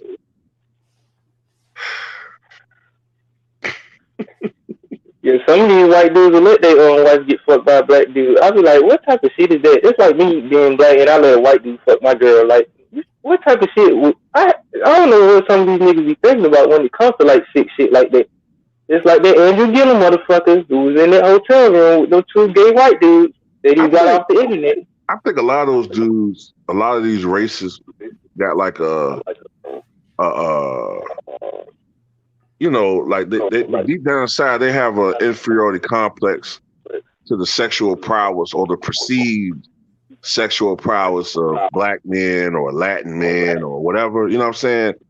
And it's in their head, man, like real bad. Hey, get this, y'all. So I got the article right here from the Rolling Stone, right? Yeah. the saga of Jerry Falwell Jr.'s bizarre relationship with a Miami Beach pool boy explained. So it says the Liberty University president, who shepherded much of Trump's evangelical support, is at the center of a controversy involving blackmail, a hostel, and Tom Arnold. The fuck? Anyway, they say evangelical Christians love President Trump. They voted for him in 2016 by a staggering margin, 80% to 16%, and a Pew Research poll released in March found that 69% of white evangelicals approve of the job Trump is doing as president. Boy, I tell you, man, these are the same motherfuckers that have been getting caught up in hot sex scandals and fucking and all kinds of other shit. But anyway, the fact that Trump is a lewd, twice divorced former casino magnate who has bragged about grabbing women by the pussy does not seem to bother them. They say genitals, I say pussy, okay? Yeah, it's the same damn thing, basically. Christians. Jerry Falwell Jr. is a big reason why. Now, the son of prominent televangelist Jerry Falwell Sr., Falwell's January 2016 endorsement of Trump shocked religious leaders because they talked about this because there was word going around that he was supporting Ted Cruz, but he voted Trump, right? While evangelicals wrestling with Trump not so Christian behavior permission to vote for him, right? So let's skip all this Trump shit and let's get to the juicy shit. Yeah, we all know. Yeah. So what is this about a pool boy? So in 2012, Falwell and his wife Becky visit the Fontainebleau Hotel in Miami Beach. While there, they befriended a 21-year-old pool attendant named Giancarlo Granda. Granda!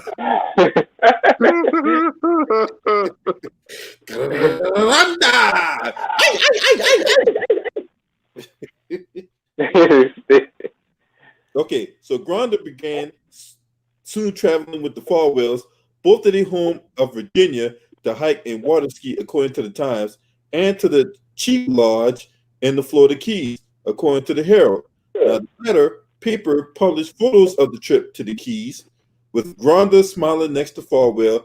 The two look like father and son. Just months after the friendship commenced, the Falwells offered to help Granda, who had practically had no business experience, set up a venture in Miami.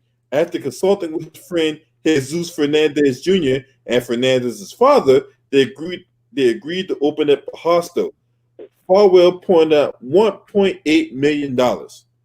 Why did Falwell, who was nearly 50 at the time, and his wife invite a 21-year-old pool hotel boy to travel with them on multiple occasions and then put up 7 figures for him to open up a hostel in Miami Beach that Politico described as a cesspool of vice? The relationship between the Fernandez family and the Falwells and Granda eventually went sour, and the Fernandez sued, claiming they were being muscled out of a deal in which they were promised a controlling stake. The lawsuit and many of the details of the Falwells' relationship with Granda were not known until BuzzFeed News reported on May 2018. Though it was not included in the lawsuit or BuzzFeed's report, multiple compromising photos of the Falwells became a central element of the legal battle. Falwell has denied the existence of the photos, or at least that they're of him, but the Herald reviewed 3 of them, which shows Falwell's wife in various stages of undress, quote unquote. He was doing that Latin spice in front of him. When they were taken, or by whom is not known, but according to the Herald, 2 of them appeared to be taken at the Falwells' farm in Virginia and 1 at the Chica Lodge. The lawsuit gave rise to the photos that led both Fernandez to change their names, the son to Gordon Bello and the father to Jet Bello. Why they did this is unclear. And then it goes on.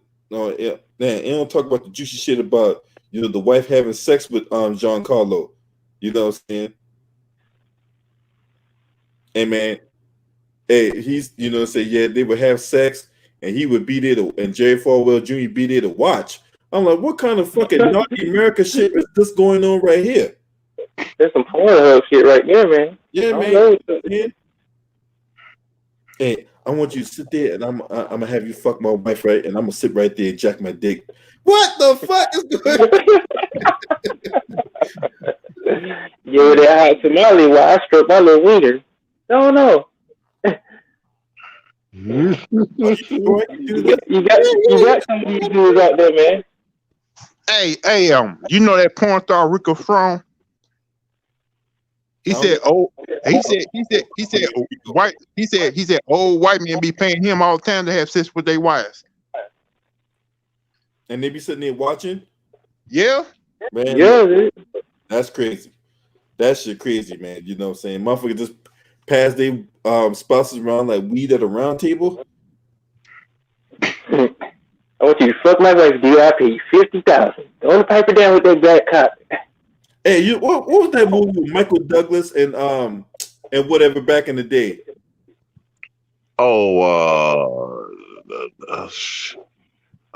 We paid to do $1 million to sleep with his wife. What the fuck? that wasn't Michael Douglas. That was Robert Redford. Yeah, Robert Redford. And what Michael Douglas in The that movie? Proposal. Wasn't it called The Proposal? Something like that? Indecent Disposal.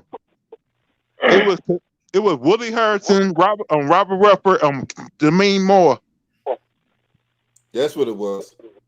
The Proposal. Yeah. He paid him $1 million to spend one night with his wife. His wife ended up leaving him for the rich man, but his wife went back to him after he spent that $1 million on Peyton. Yeah. Yeah. That's crazy. No, it's Indecent Proposal. Oh, that's it. Indecent Proposal. You're right.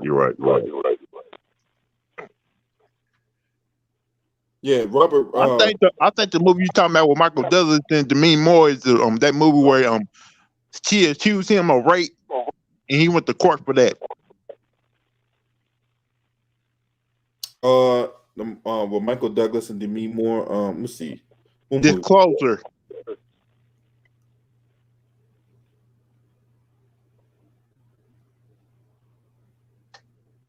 What movie was that? You say what movie? You say it was?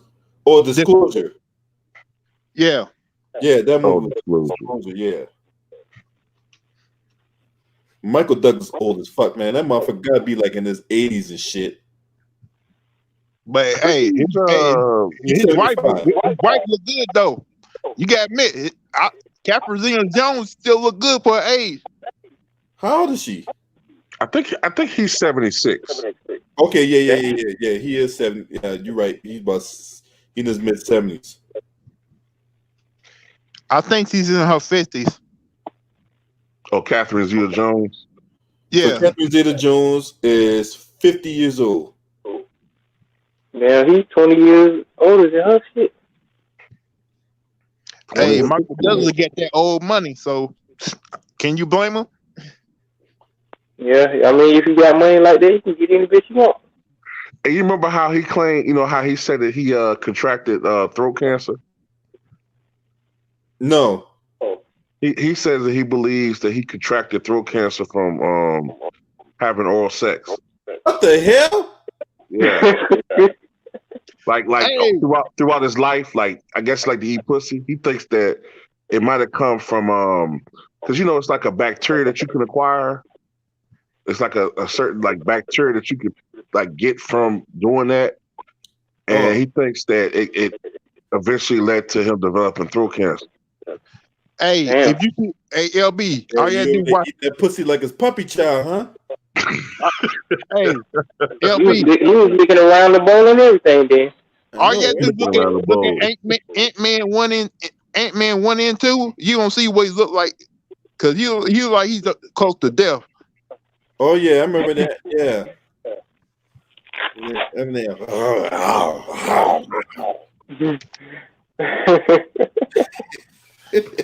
I think his Kirk Douglas may have had the same thing too. Oh, his father. Yeah. I thought he was gonna never die. I mean, not that I wanted him to die. But I'm saying I just thought he was gonna never die. Like if you look at those old Western movies, he was a good actor. You talking about Kirk Douglas? Yeah. Mm-hmm. Just look at the movie Spartacus and all the Western movies he did back in the day with John Wayne. I like the Clint Eastwood movies from the West too. The good, the bad, and the ugly. I like that too.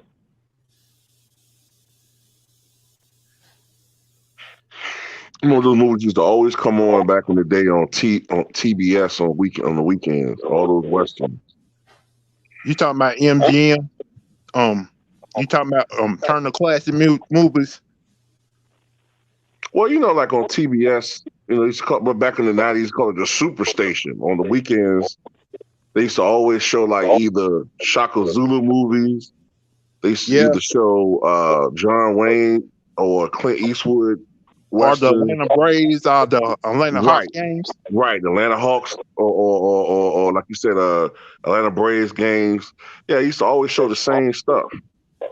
You want to know what Godzilla made me? movies sometimes. You want to know what made me a Chicago Bull fan?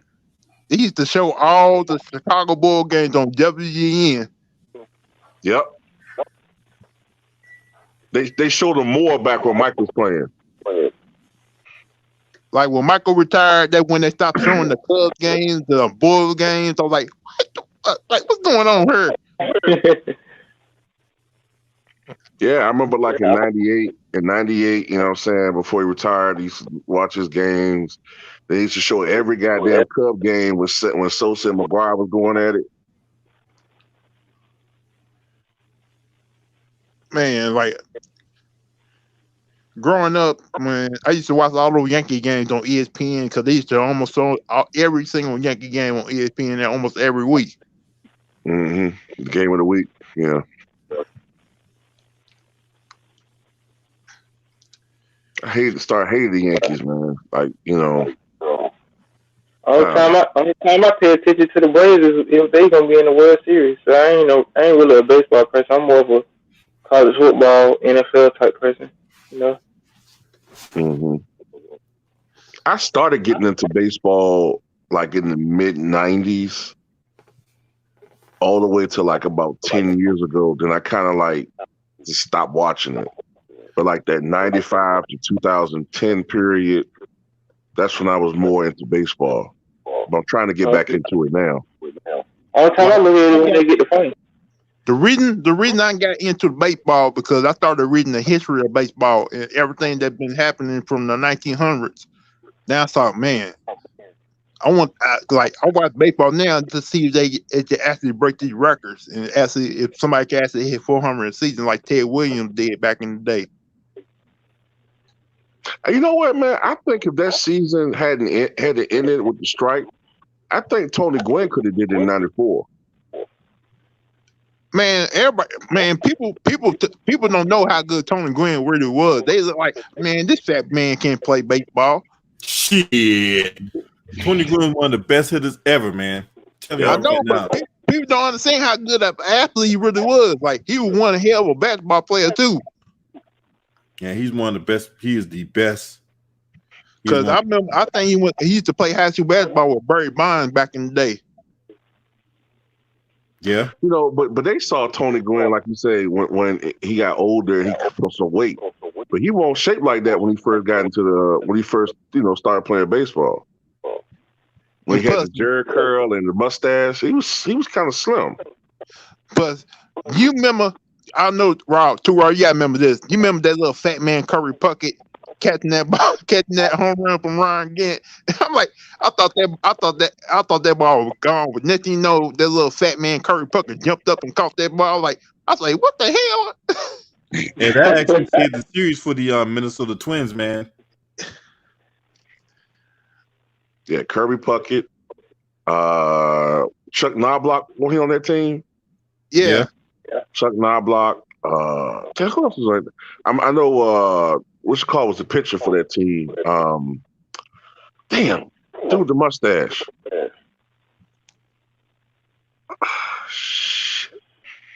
Man, I tell you, man, time go by. Huh? Kent Herbeck? Not him, but him. But it was another one. I'm trying to think of. For the Twins, say for the Twins, right? Yeah. What the fuck was his name? I think he's the one that pitched in that game 7. Jack Morris. Yeah, Jack Morris. That's him. Jack Morris. Yep. It's a shame that he's not in the Hall of Fame. I'm like, damn, why is Jack Morris? How is he not in the Hall of Fame? That's how it be in a lot of sports. It be like that in the music industry too. With like the Rock and Roll Hall of Fame and shit. With like certain artists not getting in. That you know they'd be first ballot Hall of Famers. Like they don't even got Rick James in the Rock and Roll Hall of Fame. And I was like, he ain't in the Rock and Roll Hall of Fame yet. And he been there for almost, when did Rick James die? I think he been there for like almost 15 years. Rick James died in 2006. August the 6th, 2004, I think it was. Yeah. Oh, he died. I thought he died in 2006. I believe it was 2004. I think it was also, yeah, because he did the BET tribute with Tina Marie. I think it was 2004. Yeah. Okay. That makes sense because because we just talked about the Chappelle Show and how back then he was just coming back into relevancy. Yeah. And remember, he was just on the BET Awards the month before that. Yeah, that's when he said that thing about the person backstage who didn't know who I was. I'm Rick James, bitch. Yeah, man. It was only one Rick James, and wasn't nobody else like him. Nope. Flamboyant and shit all the time. Did you see the super kick Pascal Siakam did with Daniel Tice last night? I'm a sexy boy. I'm not your boy. Oh, I seen the one where he kicked the shit out of Seth Benjamin when he went up to do that little springboard. He kicked the fuck out of Seth Benjamin. I was like, God damn. That was the best super kick I ever seen him do in my life. That motherfucker did a backward heel kick.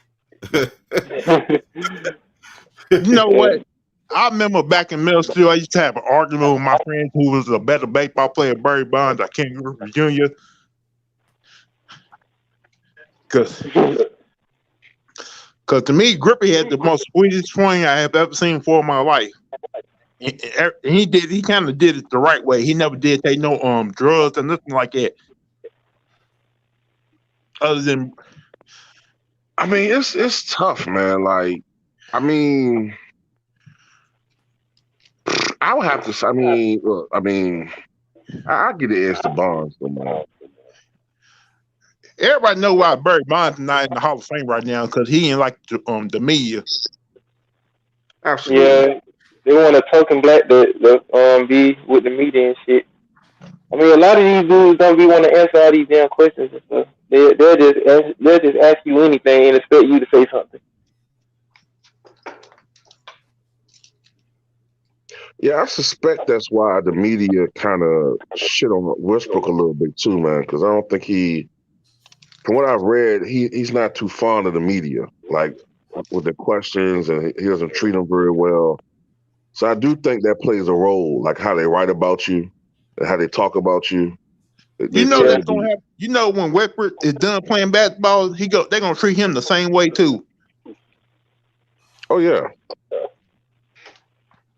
Especially if he never makes it to a finals again, they're gonna be like, he's not a Hall of Famer. He never won anything. You got a lot of people in the Hall of Fame that ain't never won shit, but they still in it. That's true. Oh yeah, Too Raw. How you feel about this whole Mark Jackson night getting the Burton neck job thing? Because Charles Barkley had no problem with a damn hiring Steve Nash. And Charles Barkley a fucking Apollo. He's the biggest fucking. He gets on my nerves, man. Like, I mean, I ain't got no issue with Steve Kerr getting. I mean, I don't have no issue with Steve Nash getting the job. I mean, I'm glad he got the opportunity, but Mark Jackson has definitely been blackballed or whiteballed from the NBA from getting the job, or at least even to get an interview. Like, I mean, he don't even get an interview. Hey, I'm with Town though. Town think Mark Jackson to file a lawsuit against the NBA for that. He should. Yeah, I don't blame him for that. He damn sure should, man. Like I noticed that Avery Johnson don't get opportunities like that. You know what I'm saying? I don't know. Is Avery Johnson still coaching? I don't know. I thought he got fired from Alabama. Okay, because I don't know, man. I just noticed, like, to me, whenever there's like a great team, with few exceptions, they almost always hire white coaches, and the Yeah, black they coaches do they that. get relegated to like the bad teams. You know what I'm saying? No, this what happened. What I think this what happened. They let the black coach build the team up to a championship contender, then they get rid of him, then hire a white coach. Yeah, Yeah, well, they yeah, that too. then they think the white dude did all the damn hard work. Then the brother done put in all the blood, sweat, and tears in the damn team. You probably do much better with the black dude on being the head coach than the white dude. Like, look at Toronto. That guy won head coach of the year. They fire him, then hire a white guy to take over. They win the championship. Now they think, oh, he's one of the greatest coaches of all time. No, the other guy built the team up and got the confidence in his players. The only reason why y'all got rid of him because he kept losing to LeBron James. You know another guy like that's a victim of that too, man, is Casey Jones. Like Casey Jones never got any credit for being a coach of those Celtic teams in the 80s. You know what I'm saying? Like he never really got like credit. It was all about Larry Bird. Like Bird was the coach too. And Casey Jones won 64% of his games as a head coach. But you never really hear him, you know, you never really hear him being mentioned. You know they ain't gonna boost up the black brother. They gonna try to find anything negative to say about him. Even when he be doing right, they're always trying to find some negative. Yeah. And go ahead and end the stream on that note, man. You know what I'm saying? I gotta give me something to eat. I'm hungry than a motherfucker, yo. Yeah, I gotta finish uploading these clips videos to my channel. The Lord Willing album and shit. So Man, I appreciate y'all for coming on, man. We gonna continue to cook on this Bama Donald Trump. Joe Biden, don't worry, you're not exempt. You about to get yours too. Watch it. You know, it's only a matter of time for you to say some other stupid shit again. But this but you might forget, he got Alzheimer's, but you never know. It might come back to him. I gotta say something about these niggas. Yeah, right. But hey, I'll see y'all later on, man. This your boy. Scream at me. Hey!